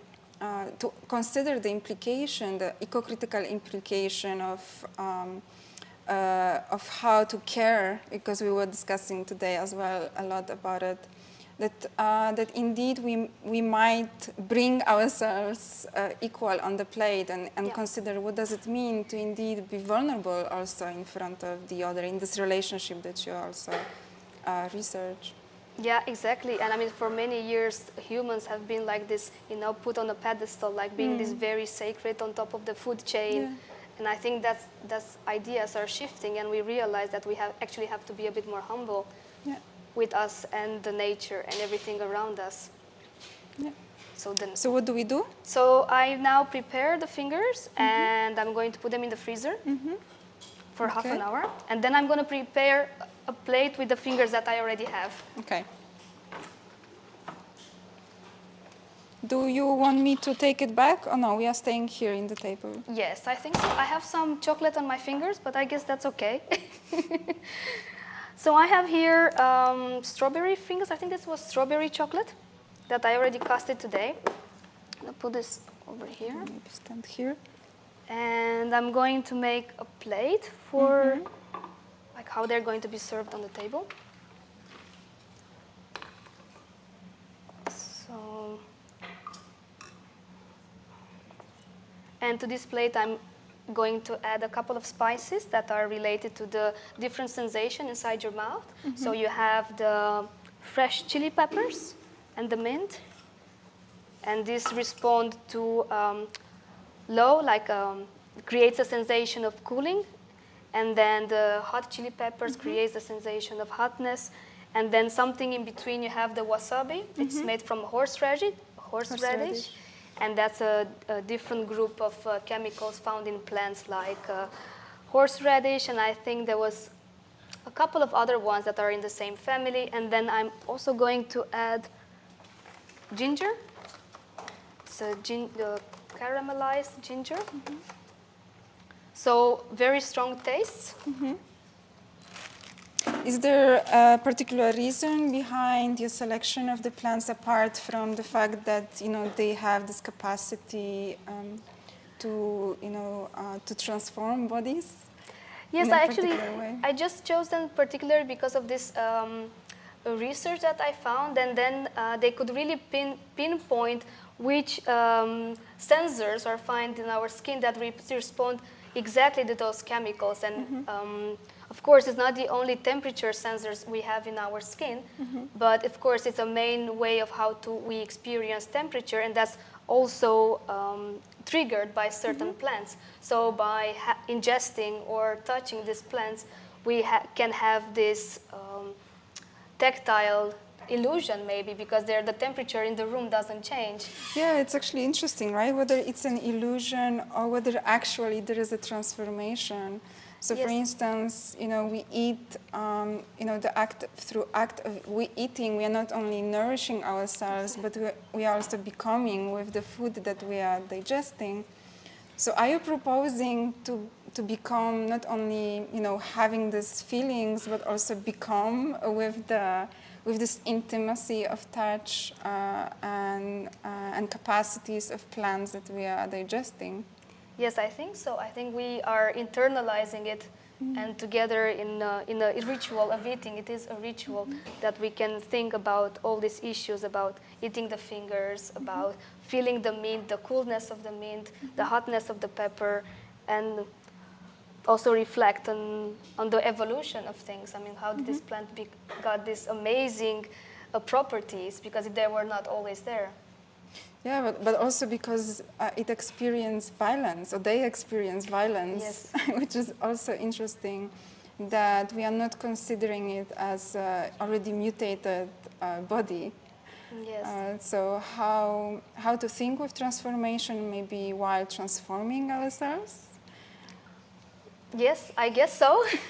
No, it's not. It's maybe a rhetorical question that I found also in your work, which is intriguing through exactly this invitation of uncanniness, right? Of not really knowing, knowing what to expect, and be open to this vulnerability. Yeah, I think being open is the right thing to say. I mean, being open also to get over certain vulnerabilities and then reflect upon it after you have experienced it, after you have internalized it. Because this moment of what you say, now we are going to eat it, but also the moment that you go there by yourself in that room and you have the time to just feel it and think for yourself, what does it mean that I am here touched by all these silicone fingers? What does it mean for me? And I think that's what I want to achieve. Yeah, thank you. Shall I see whether there are any other questions? Yes, please.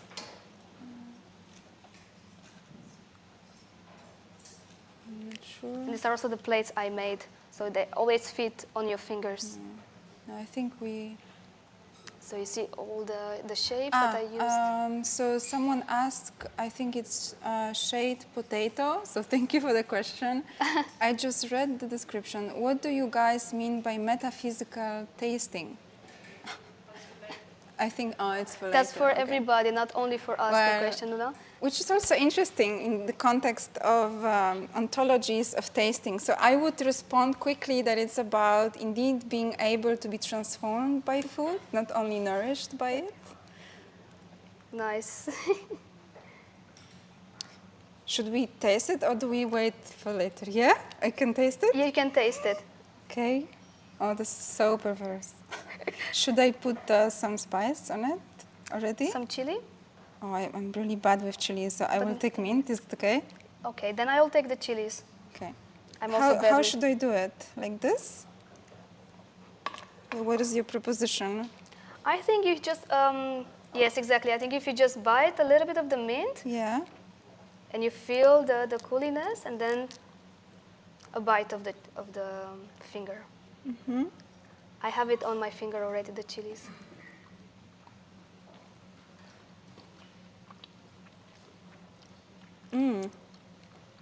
Yeah, it's interesting, like a symphony of experience, because the finger is really sweet.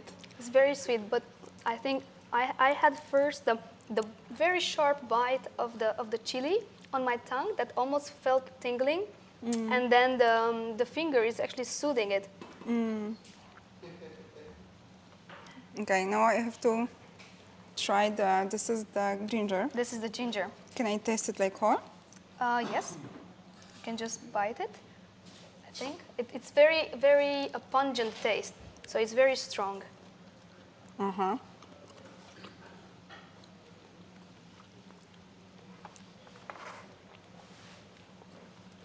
And for the brave ones, we also have some wasabi that it gives a very burning sensation from your nose down. I think it's the same family as horse. Yeah, this is made from horseradish, ginger, and then the same family comes onions and garlic. And these plants all had this amazing transformation that creates these sensations into animals and predators. But the garlic and the onion only releases their chemicals when they're being cut.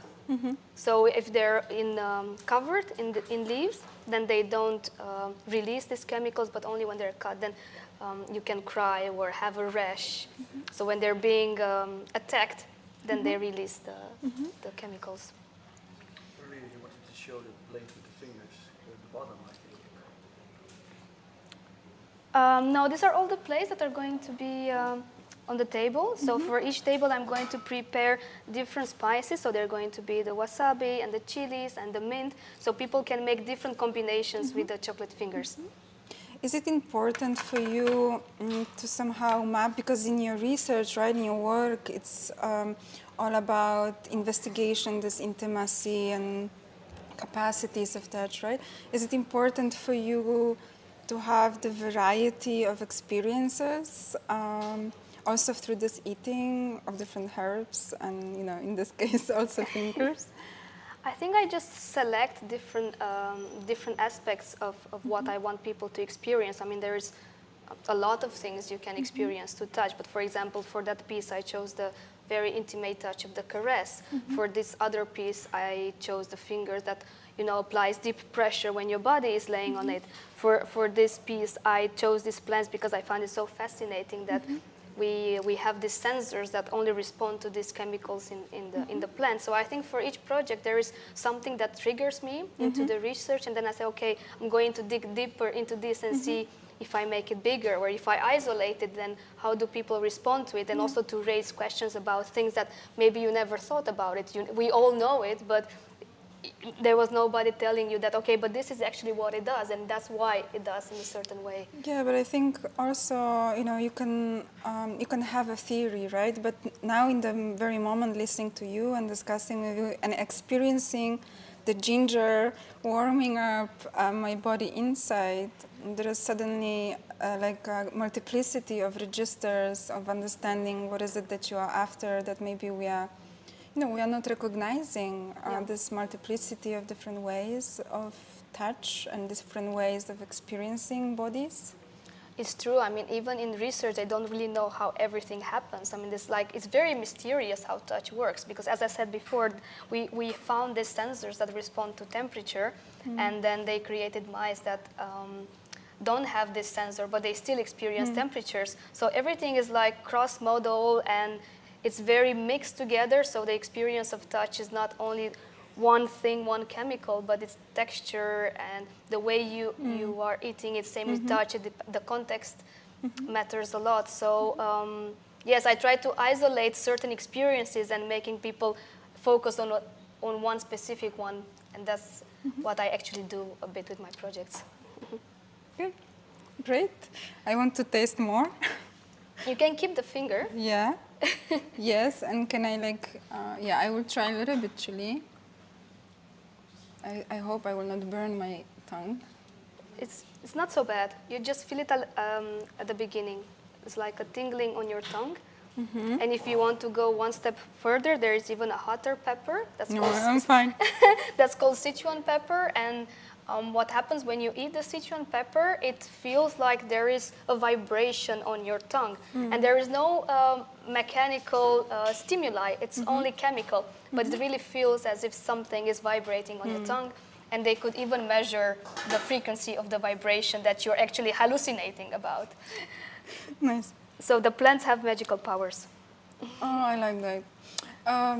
We were discussing because I was talking to you about this magic, because it's all about also in this festival, it's about rethinking the ways of talking about magic, right? And in a way, food and the materialization through eating was always part of this ritual and magic thinking. In terms of like making it happen, right? Like making something that it's supposed to be elusive or is elusive materialized into reality. Yeah. So what is it that you would like wish to, through this ritual, materialize? I think it's just the main theme of the festival is healing. So I think that's where we are going also together, eating here together and eating these chocolate fingers of past lovers, just to heal each other and be more kind, and also be more aware of the environment of each other. What does it mean to eat this plant? So I think this is a good moment to wrap it up, to think of our position in the world. What does it mean to kind of be a little cannibal with the chocolate fingers, but also to pay respects to all these plants and all these things that make our rich tactile experience in our mouths. Well, thank you for this experience. Thank you. I will also try the horseradish. Yeah. Yeah. Thank you. Thank you for listening to us and joining us into experience. Later is going to be a lot of fun with the fingers. Oh, the horseradish is amazing. It's quite pungent, and it goes through your it's nose. delicious, yeah. Yes. I jump in. Yes. I have to steal one of your microphone to wrap it up. Yes, yes, yes. You can steal mine. I have. Thank you. I have chocolate on my. This is so good. Then you can hear me. So this is the end of this cooking show. Thank you, Agnieszka and Laura, for this wonderful dessert making.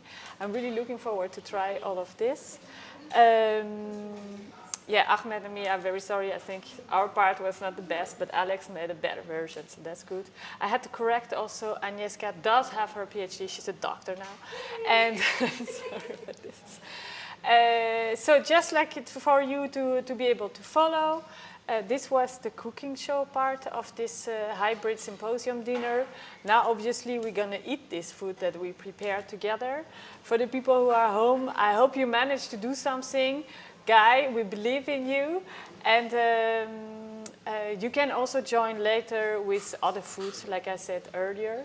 We're going to have a little break, and at 7:30, the people will start to arrive at Tang Station, and then around 8, we're going to be back with the stream and with the dinner here with Mentimeter. You can use them to interact with us here, and let's see what happens.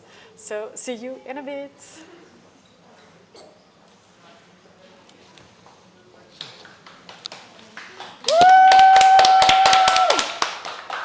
That was intense. I loved it.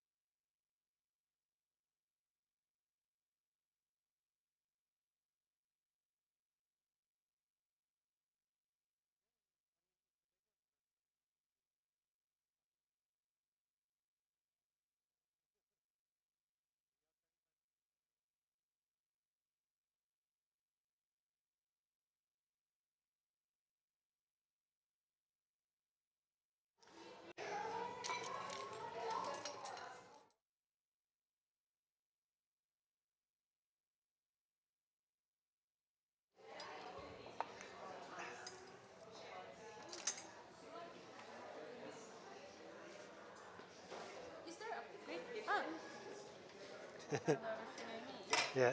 So like try and grab some of the like barley from the bottom too. Yeah.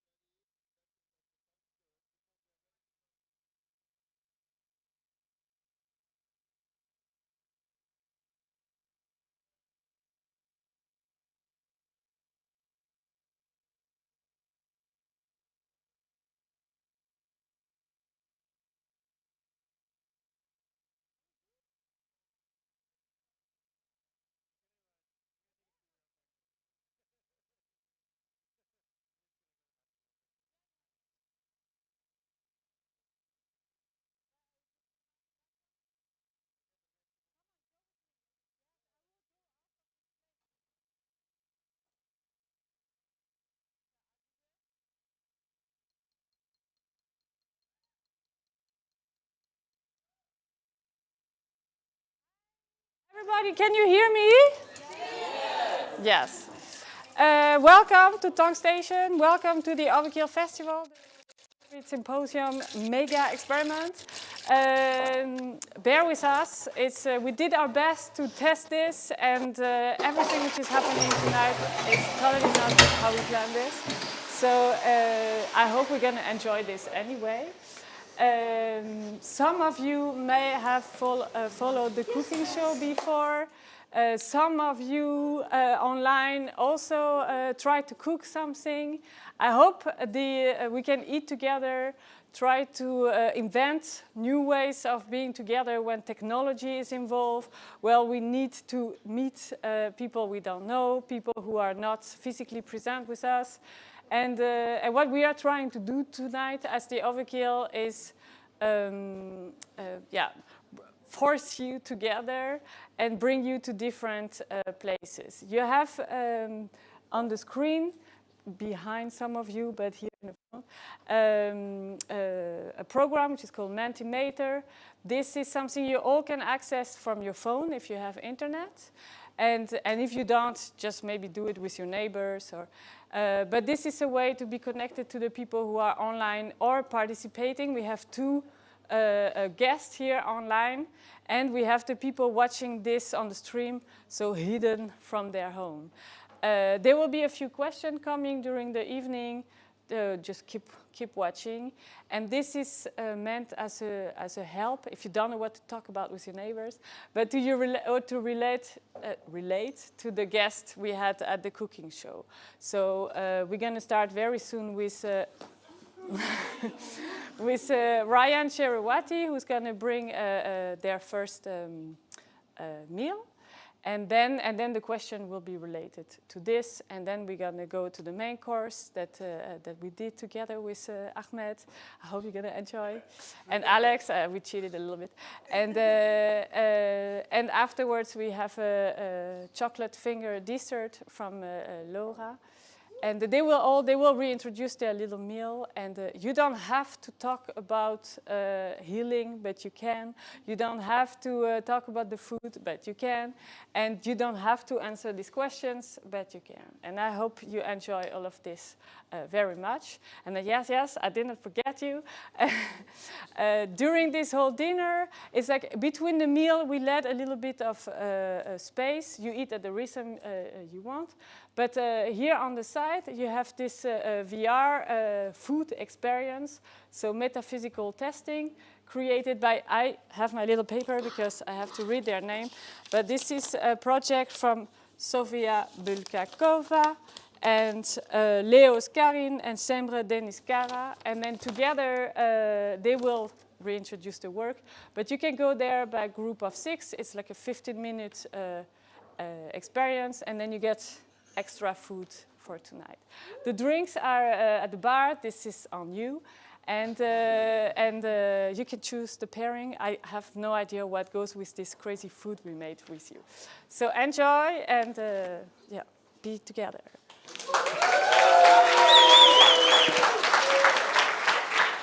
All right, this is you.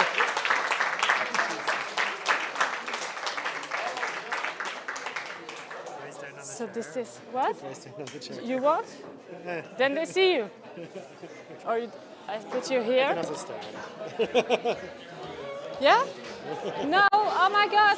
Can we put the music down? Yes? Can I do this again? Okay. Okay, so exactly. All right, so for a bit of an aperitivo, we have this evening an ancient beverage that they drank at times of, at the end of a great sort of march or at the end of a great battle, at a time when you had to decide things, at the time of a great festival. And so I'll ask you to kind of suspend your kind of ideas of contemporary beverages because it's a bit thick and weird.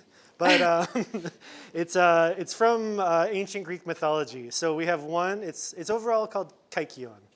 And one is, the basis of both is barley that's been cooked for a really, really long time. And one is with red wine and goat cheese, and it's interesting. And then another one is with mint and barley. And so basically when they drank this drink at the end of one of these great religious festivals, they lost the fear of death.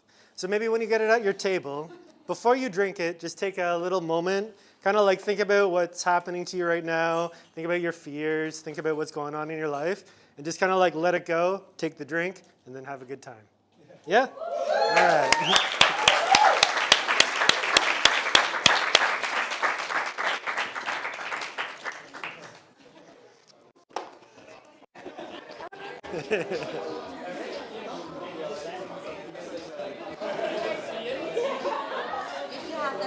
Yeah, I don't think I need it anymore. No.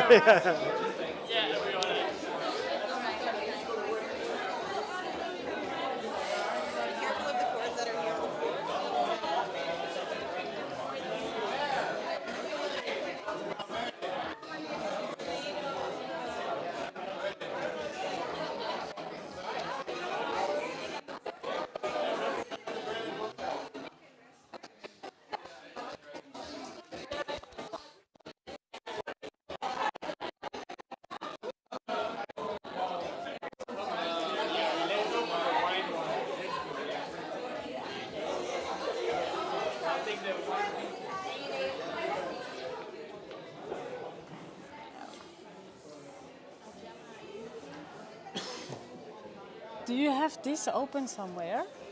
The link I sent you earlier? I can open it. This, because I have, like, I don't know how to go to my new slide. And here, I'm afraid if I do this, I close it all. Like for some reason, this is not refreshing properly. I don't know. I don't know. Okay, where's the other mic? Right here. Yeah, there's one here.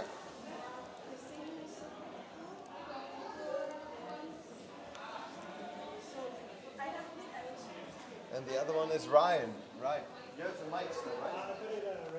Okay, so who is the... Marie. You need to introduce every course, Marie? No, they need to introduce me.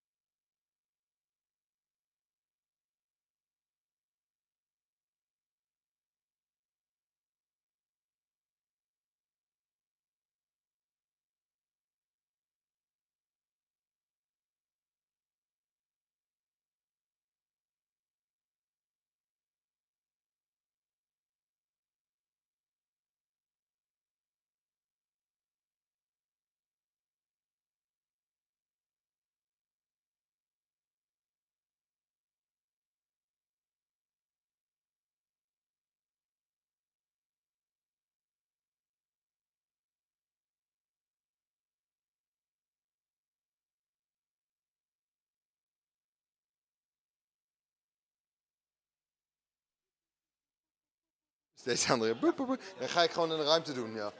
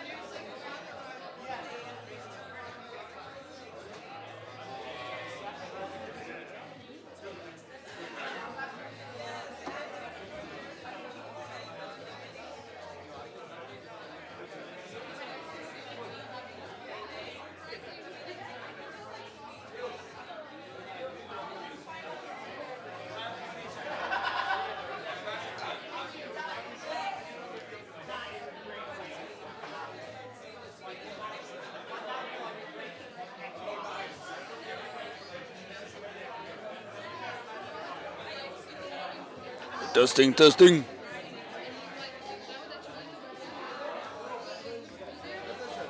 Ja? Goed, dan ga ik filmen, Niels vragen en als jij dan met de kabel achter me aanloopt, ja, is goed. Ja, dan maken we er gewoon heel circus van. Ja, dan pak maar Chris als eerste, ik vind dat weer leuk. Ja. Sorry? Ja? Chris als eerste in te interviewen. Helemaal goed.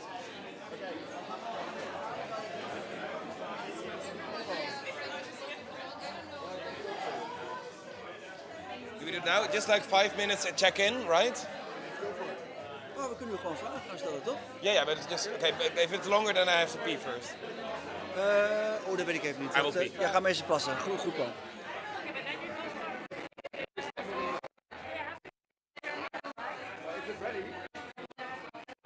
Ja, we doen even 1, 2 interviews. Wat is Ja? Niels nou weer? Die ging even plassen, maar die wist niet langer dat ging duren. Oh my god, what?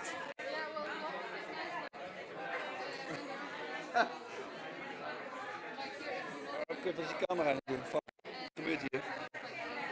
Je hebt de ISO. Ja, Oké, we kunnen denk ik tot Chris en de kamer van Sebastian komen. ja? Ja, Denk top. Wel, ja. Nee, niet.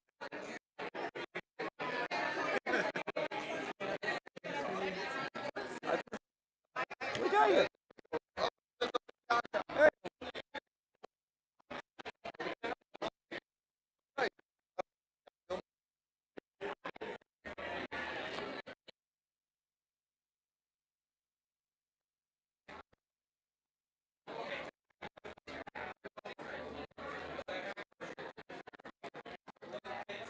Geef je dus even Niels? Ja. Even naar je settings weer kijken. Ja, er is iets met de ISO niet goed. On my way in 3, 2, 1. Wow.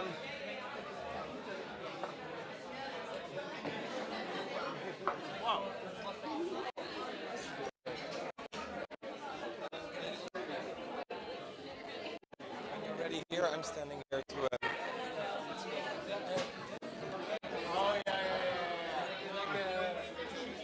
Wil je dat doen? Achter de bar houden? Kan ik...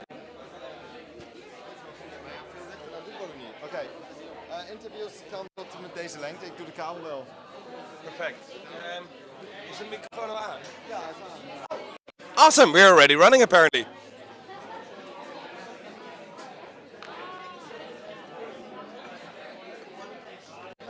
Yeah, we're up and running. We should get to go. Hello everybody and welcome live from the restaurant from Tank Station. The Overkill Festival. Sorry? We're not ready yet. Oh, we're not ready yet. We will be back later.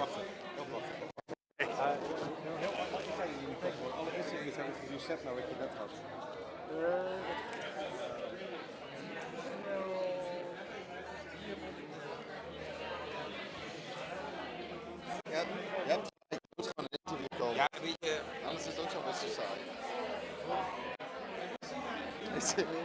De microfoon die zit snel al. Kijk, we hebben gewoon aangestaan. Ja,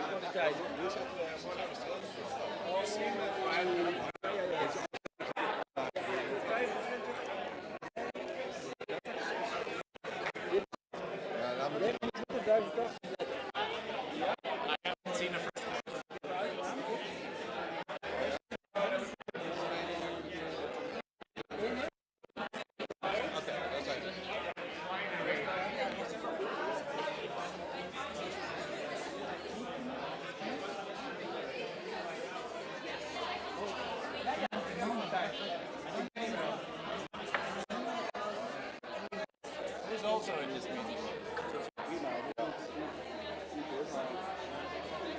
Dit soort tegenlichten zo. Welcome everybody. Niet beter worden. Nee, met dit, maar dit ziet er best goed uit. Dat is oké hoor. Dus waarschijnlijk is het heel ruisig. Ja, dat wel. Die ISO, dat is, die is heftig. Maar kijk, zo kan ik omhoog. Ik kan hem voor hier wel lager zetten. Maar het beste is inderdaad wel. Alright. Hebben we ook al geluid? Oké, dan geef maar een sign door het raam.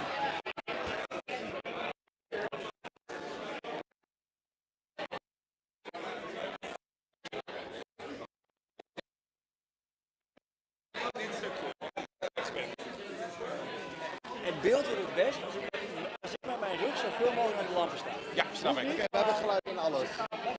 Ja,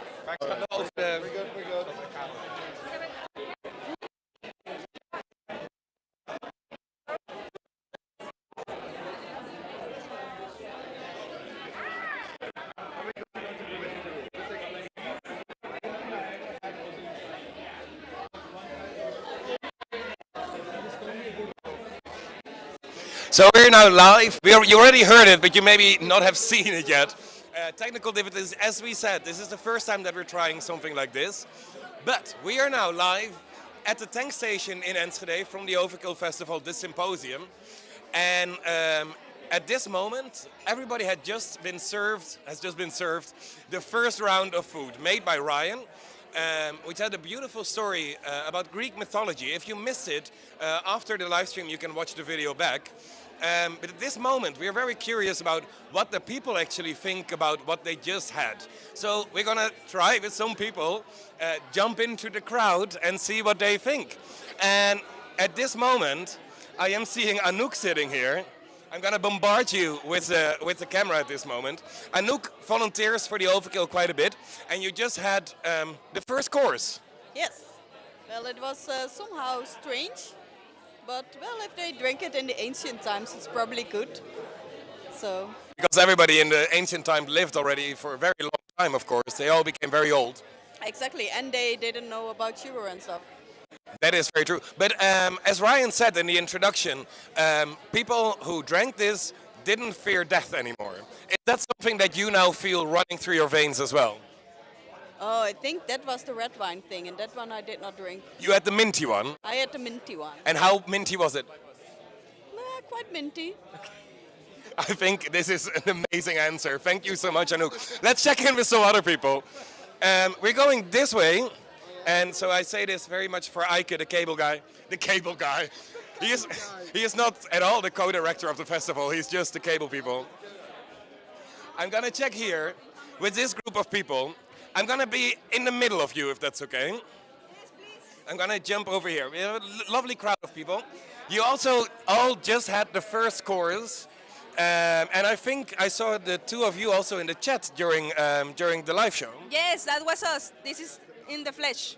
In the flesh, yes. If you saw the chat, some said she should eat people, so that's a fun thing. Gemma, you heard... Consensually eat them, yeah. Okay. Gemma, you saw the actual cooking show, so you heard the story that Ryan told about the history of this drink. What do you think? Not my thing. I'd say not my thing. But are you vegan? No. Okay. That would explain it a little bit. What? I've been poisoned. But I don't fear death anymore because I drank the other thing. So. Okay, so that's good. So now you're fearless. Yeah, exactly. And how is that for you? I really like the first one, the white one. The one minty with one? The minty one, yes. And I feel very alive. I agree with that statement that you lose the fear of death or something like that. So I think I needed that. That is amazing. Now, Andy, you didn't really see the interview at the start. What was your reaction when you had the drink? I mainly just focused on like how the experience itself, more or less, And what was that for you? I quite enjoyed it actually. When I kind of went into it with an open mind, I think it was interesting to kind of see all the different like textures and tastes in that. And that is amazing. And how does this feel for you? Because we also see some questions there. So, what technology for which god? Imagine a relation between a god and a new tech device. Okay, I think this is the first time. Okay, I think this is the first time that you saw the question. I will not. Sorry. To help, like a telephone to help. Okay, I will. Talk about my answer. Yes, please. I said that Persephone should have a taser, so next time some guy tries to bring her down to Hades, that she can tase him. I think that's a very good idea. And if you are at the Overkill and you see the work that Ryan made, it is indeed also true that his work brings the Greek mythology characters in the video, but with modern technology, like the sneakers and stuff. Ah, true, yeah. So it could, in his work, this could actually, well, work. Yeah, that could. Let's try some other people, see what they think. Toodaloo. Let's try the crowd that's over here. Hello, everybody. Hello. You also just had the first course, right? Yes. Tell me. It was an experience. Can you describe it, like what kind of experience? Was it a fun or was it a... It was a curious one, I can tell you that much. And how was that for you? Okay, to be honest, the one with goat cheese, I didn't really finish it, but it was nice. But yeah, the other one was more normal. It was good to try it, I would say. Yeah. Because Ryan also, when he did the introduction, he also mentioned like that it's a good idea to maybe see food less as a contemporary thing, but also indulge into how it was before, before how we know food as it is now. Is that for you something that you want to try more often? Whoa, that's a good question. Yeah, I think so. Because, yeah, I'm used to eat something really casual. I mean, something that the modern food give me. So, yeah, I would like to try something, yeah, as before, maybe. Awesome. To be more human. No. No? Okay. How do you do this? Like, how do you eat something more as it was before, you know? Well, so there are some records, as Ryan found as well. There are records of food, how it existed back then. You just have to put a little bit of effort in it to actually recreate it. Oh, so it's about the recipe, not as your way of eating it. No, it's about like what. Food. Yes. Okay. I mean, I think it's good to have yeah, it's interesting to try both I had before. Try, and then go back, maybe. But, And then maybe you can mix a little bit, like some things you like, you keep them. Yeah. Perfect. Let's let the people finish the food for now. Because the second round is going to be served very soon, so you will get an update. Do we have one more interview time thing? Where should we go? I think we can ask Yolanda. Yolanda, no! Oh my God! Okay, Yolanda doesn't want to have an interview. But we go to Agnieszka. Hello. You were one of the hosts just now. You were preparing together with Laura the chocolate, but that will be for later. For now, you heard the first course as well. How was the experience when you actually got to taste it? Well, it was curious. I have to admit I didn't try out the wine, so I tried the mint, and it wasn't as tasty as I expected because it was supposed to prepare me to die. But yeah, it was curious. Wasn't it more supposed to like make you not afraid of dying anymore instead of preparing you to die? All right. Yeah. Because I really hope you don't feel like you're ready to die right now. Well, no, me neither. But Would you be okay with this? But in a sense, you know, to be prepared or to not be afraid is to be prepared, right? But somehow the drink made me numb. So maybe that's the key, you know? Okay. Maybe that is being not fearless anymore, just being numb. Because the concept exists, but yeah, what is the actual, how do you actually do it? Maybe that's that. Which for me, I would like to think about affirmation of death rather than not fearing. But it's a different discussion. And how do you see this? Because I see that you have some physical reactions to it. To the cocktail, or both? I have both of the cocktail. Okay. And how was that for you? I was too busy to try to keep this conversation alive. Well, he just left apparently. He didn't even want to join anymore. So, by the way, if you are on Zoom, you can join the Zoom call, and then you will be here on iPads in the restaurant as well. So you can be like the most non-physical way. I see somebody there now also being dragged along.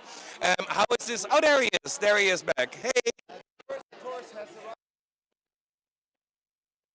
Yeah.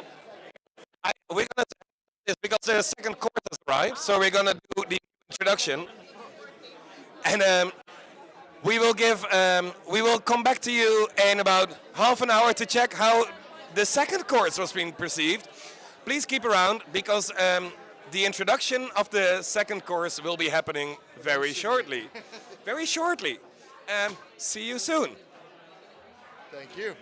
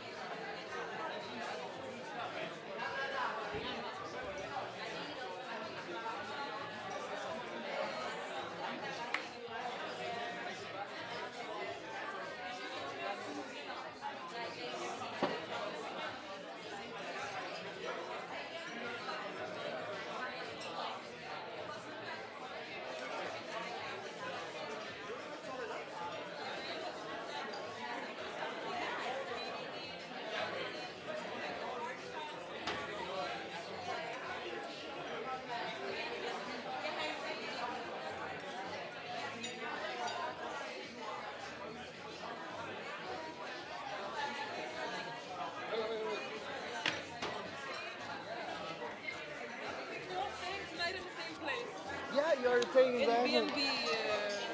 Cool, in BNB, yeah. So you can hang it, because I have some comments on this, yeah. Oh, am I live? Okay.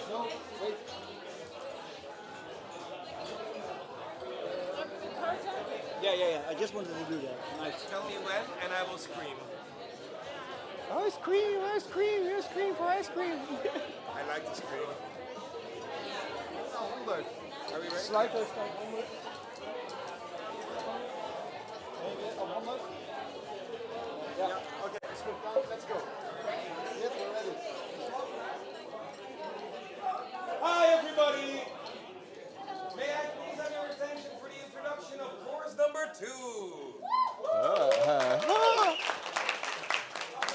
I have to walk through the. Okay. So yeah, cool. You already start eating. You finished it even. Yeah, it's a muffin. It's somehow, but this is like an open. Oh, nice. Thank you. This is a muffin. I choose the peanut butter as, of course, because the peanut butter is telling a very nice story about communities from the Red Sea to the Atlantic, and it's a historical. Somehow the peanut butter, this question of where does the peanut butter belong to? Is it American? Is it African? It's telling a story, you know? Stories where people being took as slaves, or a story where the people stayed there and not took as slaves and they create from it foods. So the mafa is in Senegal, it's in Gambia, in West Africa. It's peanut butter mixed with tomato sauce. So it is somehow, I was just thinking about it, if this food liberated from its belonging, it's a process for decolonization. You don't have to go with me on that. Just enjoy that very nice mafa, because this one, there's a one we cooked in the screening, but you know, we did a little bit editing because you have magics. But Alex was doing one already in the background, and I think it is also this food is open for improvisation. It is like game, you know. You have the rule, but then you play it according to your strategy, and then you have the gameplay experience. And Alex did her gameplay experience, and when you eat it, you're gonna have your gameplay experience. And because of that, I like to be a team player. I like to be a team player, and I appreciate the social aspects of game. That's a question for me there. Yeah, enjoy the mafa until the end, and I'm sure tell your partners and friends and family, because there's a lot of peanut butter there, that the day gonna be horrible in the night. You get me on that. Yeah, so yeah, enjoy your food. Yes, I'm sorry.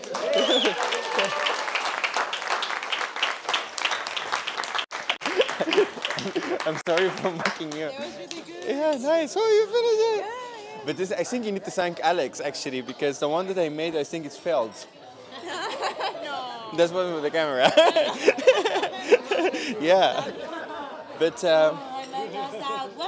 Where are you doing to eat? You don't like it? Michelle, sorry. You want to share with me this? No. I'm so. Yeah, it's nice. You like it? Yeah, there's like the chef coming around. There's a camera with me, and now coming in the spot. And no, I'm just. I'm in the spot. Come grab a chair. Okay, they're gonna go. Okay, I'm gonna eat something. I can't function. Cool. They went away. How do you like it? It was really good. Yeah. There's a lot of African stews that I've seen that are like peanuts, African peanut stew. Yeah, it's actually, it is. We early in the streaming, I was telling a little bit about the story of the peanut butter, the history of it. I know George Washington Carver. Yeah. He was such a cool guy. Yeah, but apparently they say there's a still confusing about did he actually made it or not. But it's because he is black and born in slavery. This has to do with like his scientific foundation. Yeah. Oh my God.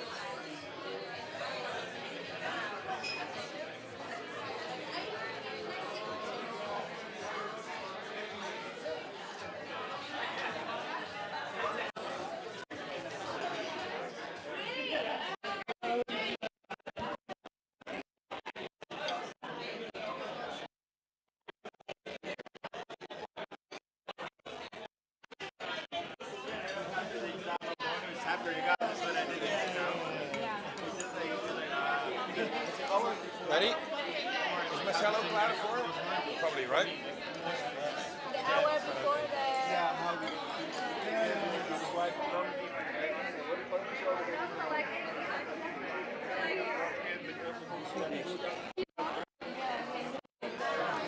And we're back. I think some people still get their the second course. Other people already finished it. So I think let's check in a little bit. And I think Laura is almost going to, that's you, so almost has to prepare her fingers for the last course. So let's check in with her for a little bit right now. Hello, Laura. Hi, Niels. How are you doing? I'm fantastic, and you? I am doing fantastic as well. I'm really enjoying the symposium. Yeah. So we had the cooking show before, yes. And you were participating, of course. You're also an artist at the Overkill at this moment. How is the experience for you so far? I mean, it's great. I don't know what more can I say. I think I'm having a lot of fun meeting everybody, and I mean having all these kind of community events. I really enjoy, like cooking together, eating together, sharing together. I think that's the most important. I'm having a lot of fun, yes. That's amazing. And speaking about cooking and eating and sharing together, you of course are responsible for the dessert, but you already had the first two courses. How was that for you? Well, the first one was very experimental. I can say I've never eaten anything like that before in my life. I also love the story about the Greek gods and how they eat that. So it's like, I dared to eat it because I was thinking, okay, I'm doing it for the art's sake. But in the end, it was not as bad as it seems. So, you know, you have a lot of expectations of how something is going to taste like. But when you try it yourself, then you think, well, I had much worse things in my head, so it's nice to just confront your fears and just do it, you know. And the second course is delicious. I mean, I don't have anything else to say. I mean, it's really good. Yeah. That's really amazing. Well, you have to go to your, but also we want to say, if you're in Enschede later, Laura's work is the finger rub rug, and you can see it at the Overkill Festival. It's an amazing experience that really, it's really amazing. To experience it. I'm repeating myself, but you show this at more places, right? Not only at the Overkill Festival.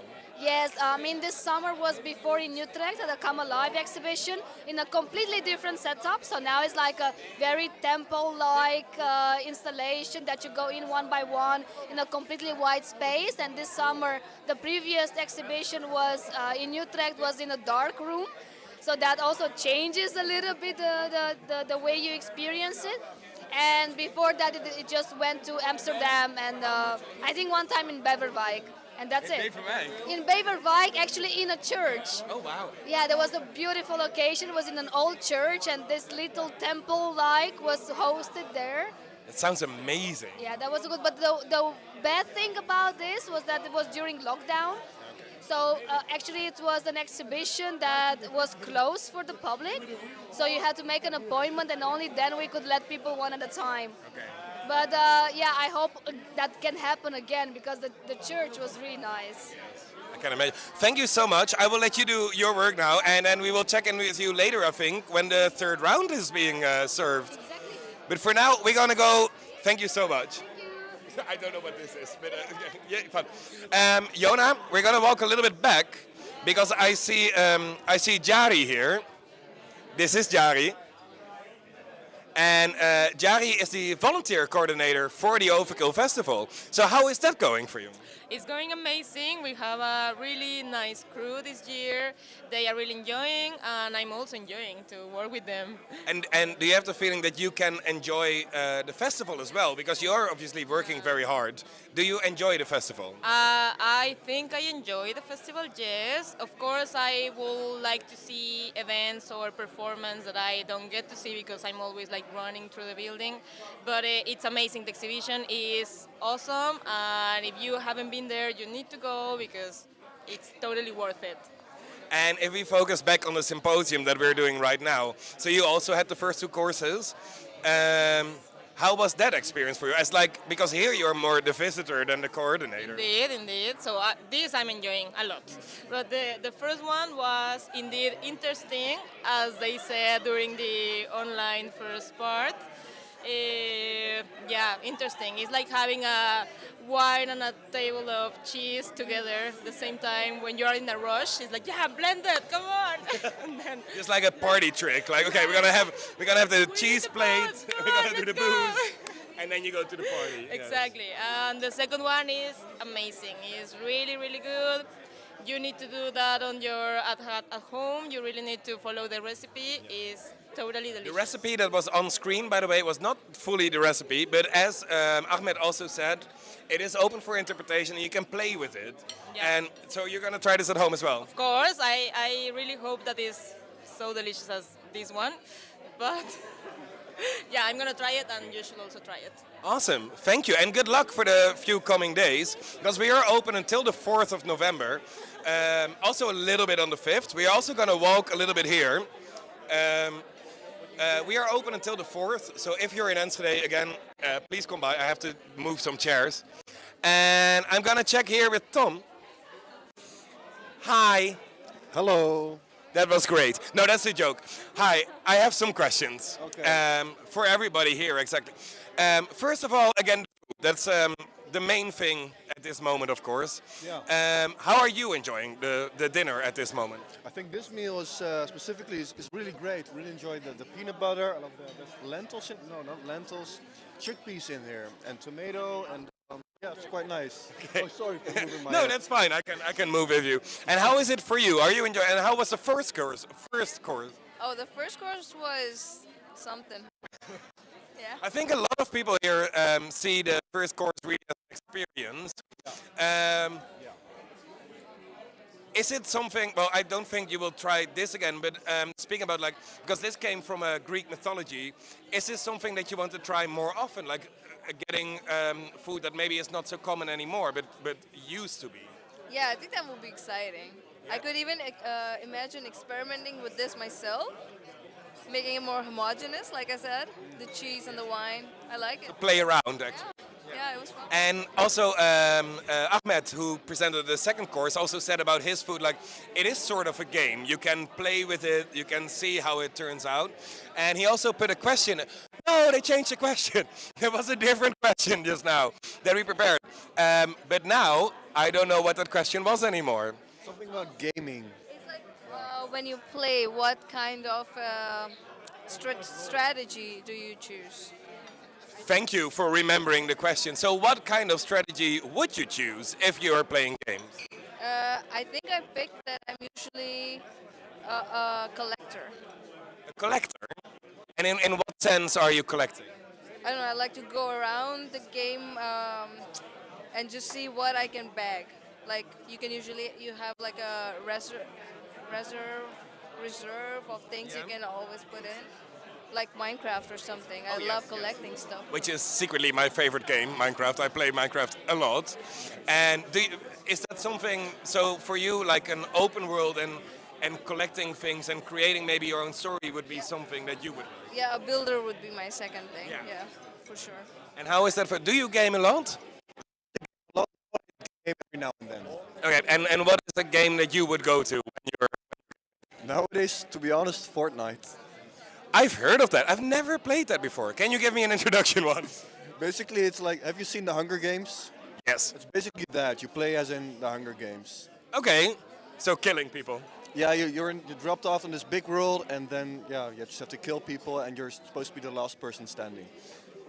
Okay, I can do that. I think that will be fine. Thank you so much, and I'm sorry that the question moved away, but thank you so much for your time, and enjoy because we finished it. So I'm gonna let you finish the food. And let's see, who else? Oh yes! Here we have Nicoletta and Yolanda. I promised Yolanda to not ask her any more questions, but we also have Nicoletta here. This is Nicoletta. Nicoletta, you just started the second course. Yes. I'm hiding Yolanda in the frame. You just started the second course. How is it so far? It's great. I was told it has a lot of peanut, but I actually really don't taste the peanut. It's lovely, but I wouldn't be able to say what I'm eating, if that makes sense, but it's really nice. That is amazing. And you also had the first one, right? Yes. And how was that experience for you? Okay, so the one, not the goat cheese and wine. The goat cheese and wine mix was very intense. I really liked it, but I would not have a full glass of it, for sure not. And the other one was quite blunt, but nice. I could taste the grainy taste of it, and I like grains, so I can say I liked it. That's awesome. Now, Nicoletta, I do have to say I have a little bit of inside information about Nicoletta, because Nicoletta is actually my colleague, because you also are one of the film programmers for the festival. And I think one of the films that I personally really liked is still coming up, right? The Birds. Can you say a little bit about how the working is and how creating like a film schedule for a festival like this, how that goes? Ooh, that's a tough question because I feel like on one hand it can be a bit all over the place, but I don't know. It's just a lot of brainstorming together and just coming up with ideas and sending a lot of emails and waiting a lot, and then in some cases it works out really smoothly, and in some cases we never hear back an answer. So I don't think there's one sentence to describe it easily, but what I love the most is brainstorming with people about movies and then just see how the film program evolves. And if you want to remind me, Birds or How to Become One, on which day is that going to be shown at the festival? It is It is tomorrow. So tomorrow the movie Birds or How to Become One will be playing. It's not a Hitchcock movie, but it is a mockumentary about an actual play that happened in Greece. Well, you tell it better. Okay, I'm also not the best at describing, but I think it really fits with the theme because it's basically some people that are really dissatisfied with the way humanity works and they want to create their own new society. So they go away from humanity and they're somewhere in between goats and humans and they create their own world with their own rules. So, yeah. It is an aanrader, as one say in Dutch, and I literally forgot the English translation. Thank you. It's a forceful suggestion. Now, we just had a cigarette outside, and Yolanda said I could ask her one question. So I will ask you one question. Because, hello, Yolanda. Hi, Niels. That was not a question. Still, that was still not a question. So you've been involved with the Overkill almost all the editions already for almost 11 years. For this edition, it's always a little bit different. We always do a little bit different. And you've seen the exhibition today. How, for you, what speaks the most to you at this moment for the festival? I really like the interaction parts, the meditation thingy, the swing thingy. This is how I explain things. So never ask me fucking questions, Niels. We have to bleep this from YouTube before we get demonetized. The thing I loved about this, that like these editions, you see it grow, and it went from like retro gaming to like more artsy fartsy stuff. It's absolutely perfect. So if you want to go a little bit retro gaming and artsy fartsy stuff, we are open until the 4th of November. And also the 5th of November, we have like a little bit of an extra thing during Museumnacht. So in Enschede, there are a few things. I think we'll go back now, and then in a few minutes, the fingers will come. So we will check in with you in a few minutes. For now, enjoy your food.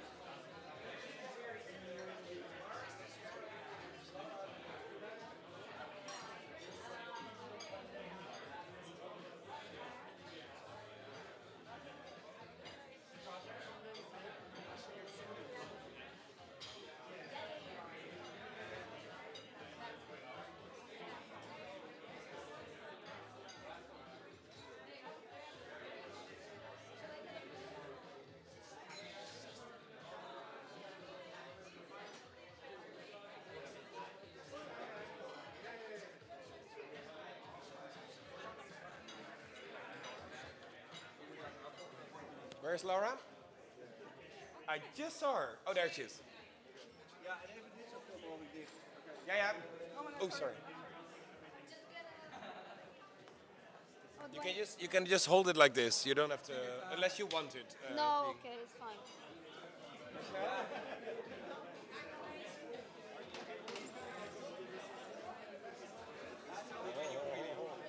Well, come sit with me if you want.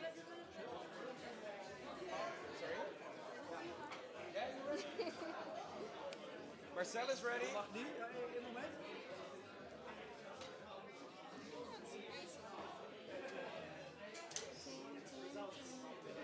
Ja, anders schrijven ze op de voorhand. One moment. You keep standing. You want to stand on the chair, or you want to stand just like this? Can I just be like this? Yeah, sure. I mean, yeah, it's fine, right? Can you go a little bit further back? Because otherwise people... Or do you want me to be on a chair? No, you don't have to. Ah, okay. Hey everybody! We are going to start with the last round now, made by Laura. So give it up for Laura.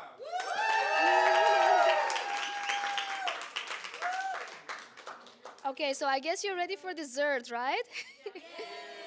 So what you're gonna be having for dessert are chocolate fingers, and you have 3 different kinds. One is white chocolate, the brown one is vegan chocolate, and the pink ones, which I suppose they're strawberry, right? I suppose so.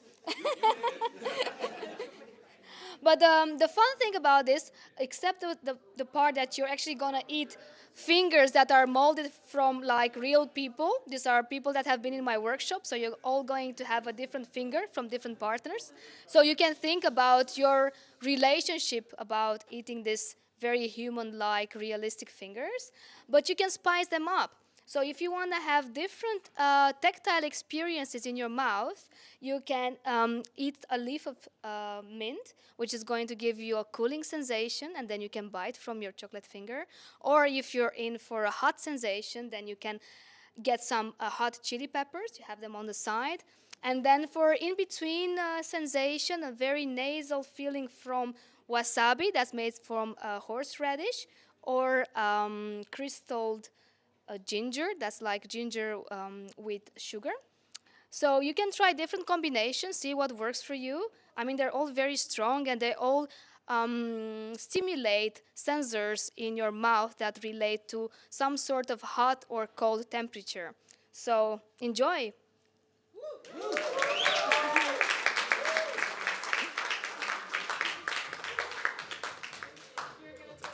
Thank you so much.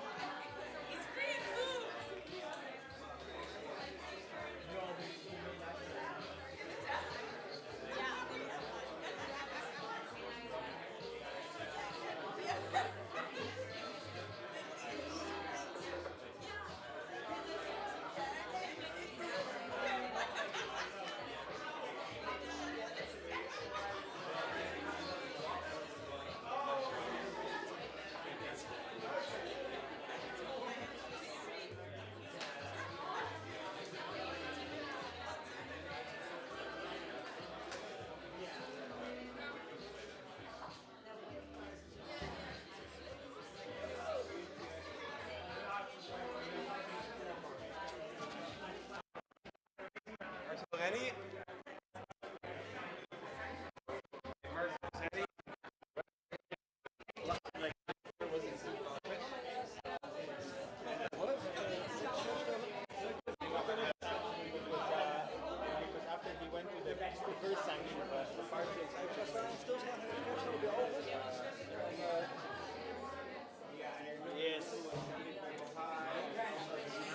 Here we are for the last time checking in with the crowd of the tank station. It became a little bit less because some people got a little bit tired, which is obviously understandable. It's 10 o'clock now, but also there are a lot of people still here, which is absolutely amazing. We just had the last serving. The fingers were being served. It sounds still terrible. And let's check in with some more people. And I see that at the bar. This is not staged at all. But at the bar is Patricia, who was for a second time a host for one of our symposia. So let's say hi to Patty. Oh my God! What a coincidence that you're sitting at the bar right now. Hi, I wasn't expecting this. How are you? Hi, me neither. Yeah. I am doing very well, but how are you doing? This is the second time that you hosted a symposium for the Overkill. How is that for you? Well, I mean, it just keeps getting better. So I just hope that we have many more symposiums together. Yeah. That's an amazing answer. You were talking together with Ryan for the first show. Now, a lot of people had very interesting opinions about that first recipe. People liked it, people thought it was very interesting, but that was also mostly the answer, like, oh, this is very interesting. How was it for you making the food together with, instead of like sitting on a stage, how is it to actually cook and do something together with a guest? No, but actually, this is a good question because it was quite fascinating to have. First of all, I was a bit afraid that because we have something manual to do while we are talking, that we might get off track, or that that we are going to prepare something totally wrong because we are like focusing on the talk. So it's kind of like, how do you multitask?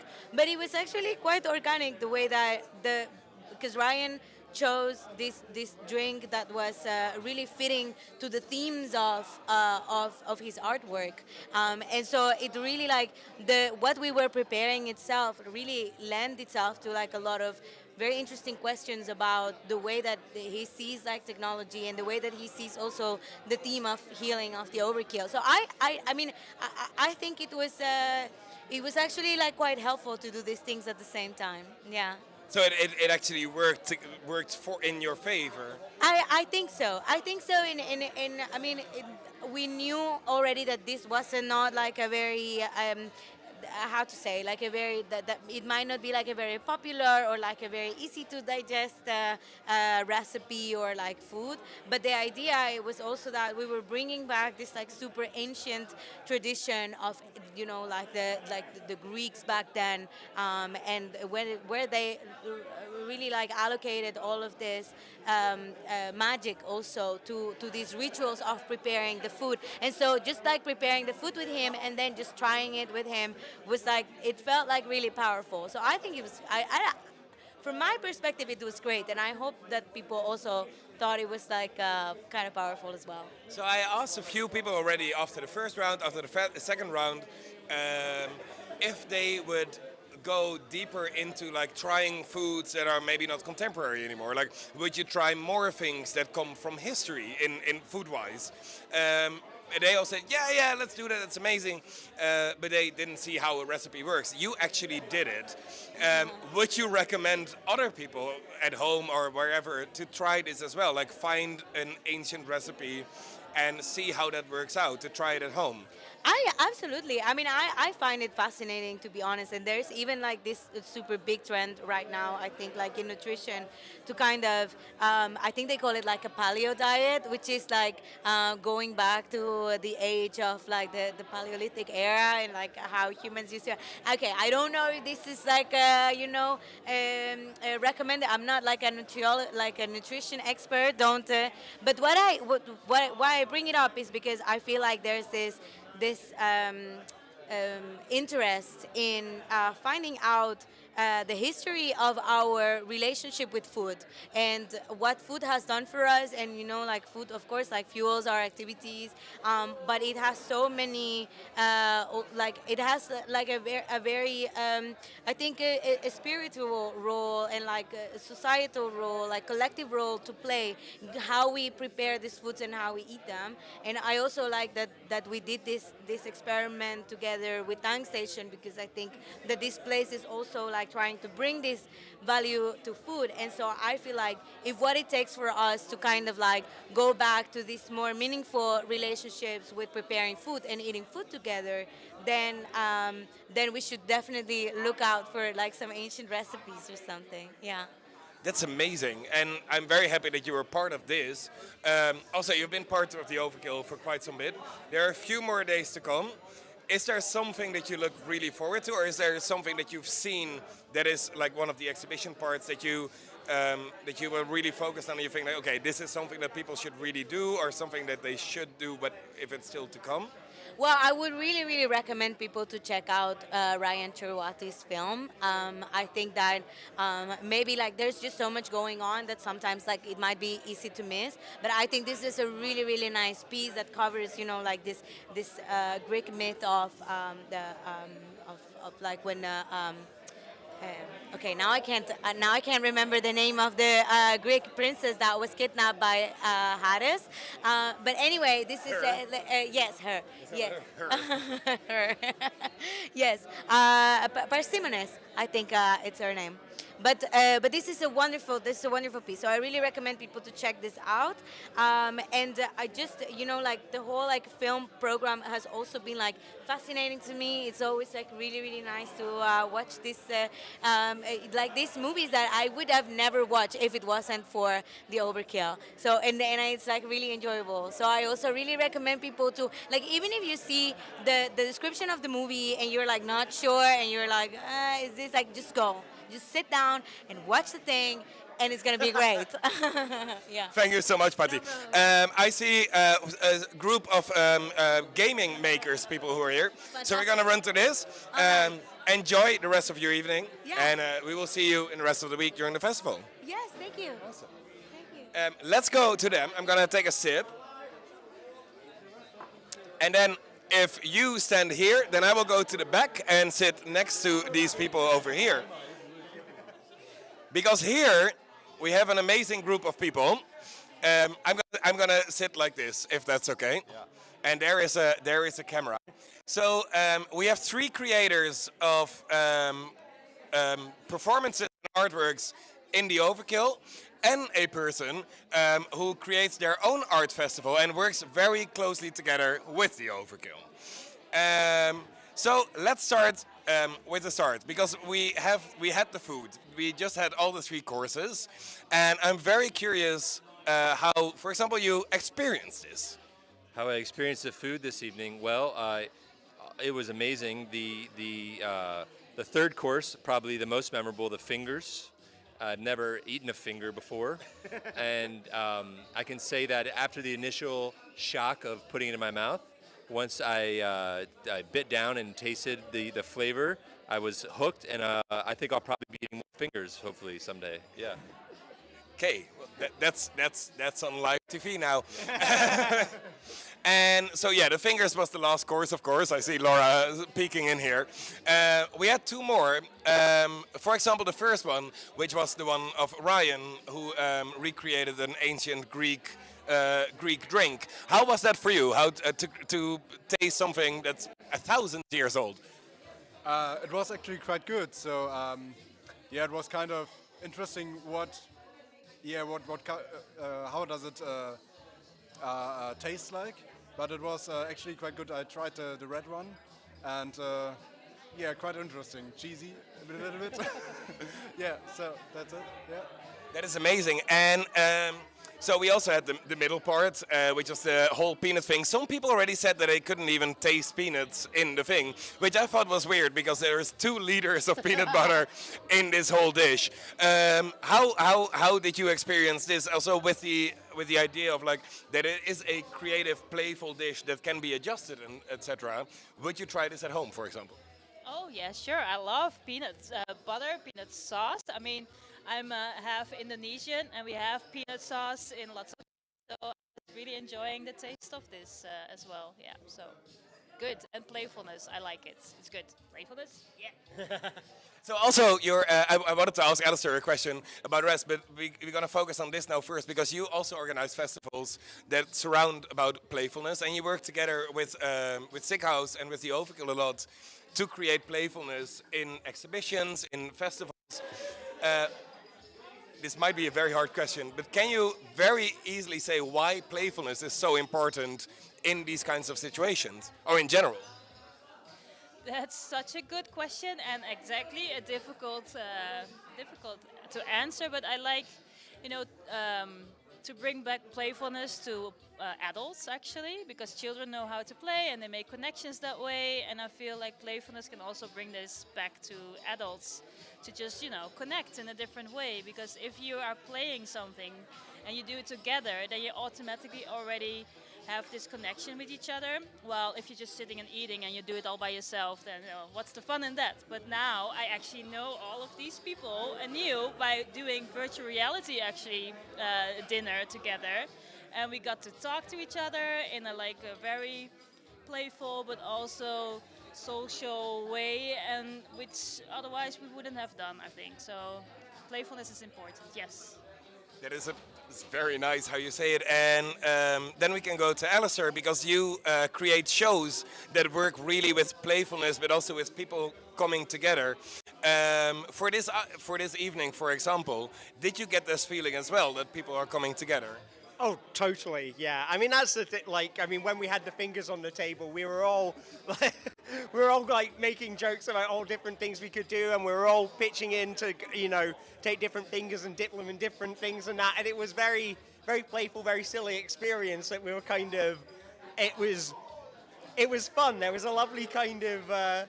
It was, eating realistic-looking human fingers. There's a macabre quality to it, but that's what makes it so delightful and delicious that you can have a lot of fun. We even had Marie stuck her finger in the wasabi, and it looked like she pretended she pulled it out of her nose. It was wonderful. And that is, I think, when you go back to the children and then bringing that to the adults. I see it. Yes.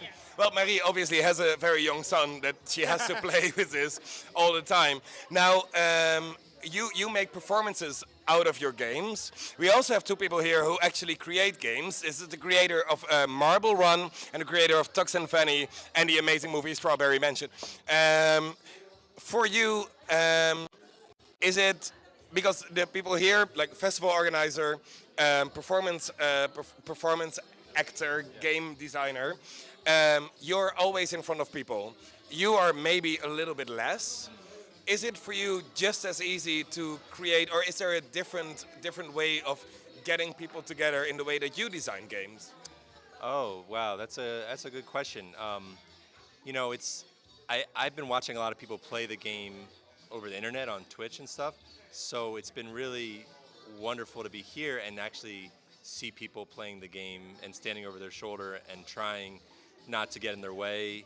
But it's this is such a wonderful festival because you turn around and there's people playing over here and people over here, and then a performance happening over here, and then you go into this room and watch a movie, and it feels just like a feeling of around every corner there's some kind of delicious treat waiting to happen and discovery.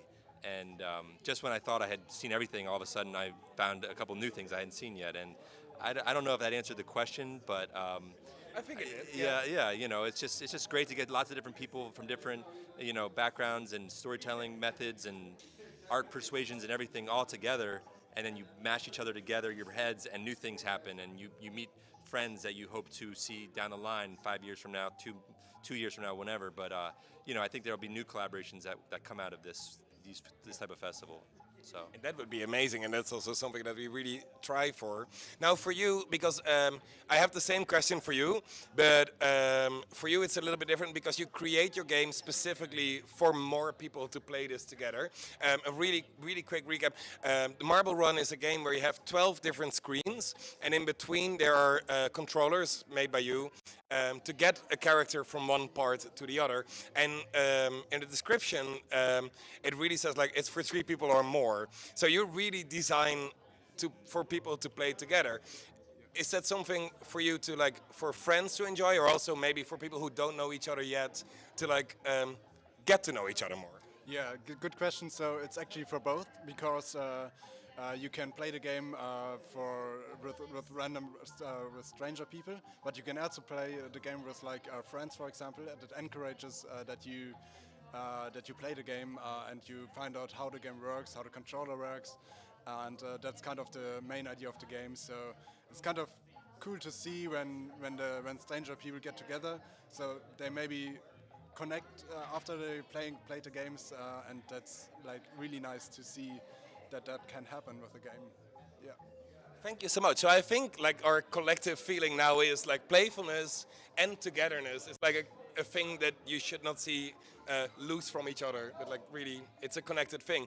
I think we have to go to Marie now because we're gonna close the live stream and we're gonna actually close the festival. No, that's a lie. No, I'm lying. No, that's absolutely not true. Don't listen to me. Don't listen to past me. New me says a real thing. So we're not closing the festival at all, but we are closing the symposium. So for that we're gonna go to Marie. So I have to stand up, but I'm also very old. So okay, yes, okay, it works. Now we have to find Marie, and is she doing the thing now? Eike, can you get Marie? Is she doing the thing? Okay, in that case, we're going to talk a little bit more about the festival. You can just close it yourself. I'm not going to close the whole symposium. I'm not going to close the symposium. Should I close the symposium? I will close the symposium. Okay. You close the symposium? Yes, apparently.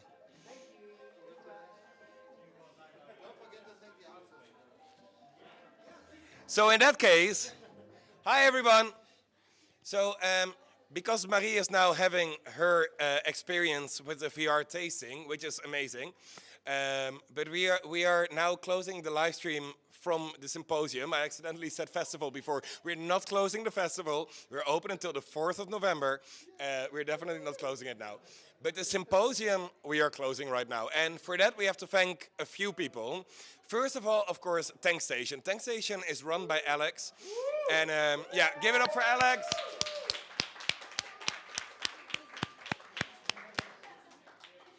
So TankStation is a creative breeding ground in Enschede where they have a give and take shop, a kitchen, a bar, a stage, workshop spaces, a gallery, but most important, they have a community. And that is so beautiful at the spaces in Enschede, to create a community where people come together from all different backgrounds, from all different ages, people from Enschede, people from the United States, people from Syria. Everybody here comes together and they get a family when they are in Enschede, and that's a beautiful thing. So really thank you to Alex for opening up this space for our symposium. Of course, we also have the moderators, the people who hosted this show this evening. Alex, do you want to come say hi, by the way? No, she doesn't. No, she doesn't. I think we all worked very hard, and some people might be a little bit tired. But we also have to thank, of course, the moderators, which is Marie, of course, herself, but also Agnieszka and Patti, the 3 moderators. So give it up for them. Then we have to focus on Marcel, who is having a tea, on Eike, on Jona, and on everybody who worked on the camera production team. Jona and Eike are doing a selfie. All the volunteers in TankStation, everybody who works here, and the most important is the people who came here to talk, to show their works, to talk, to make the food, which is Ahmed, Laura, and Ryan. Thank you so much.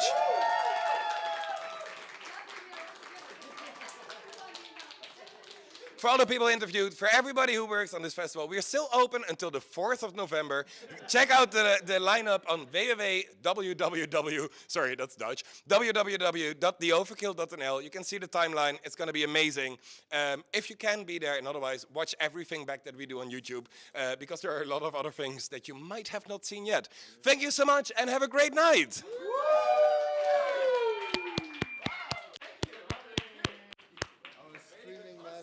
Yeah, we now have to close the stream.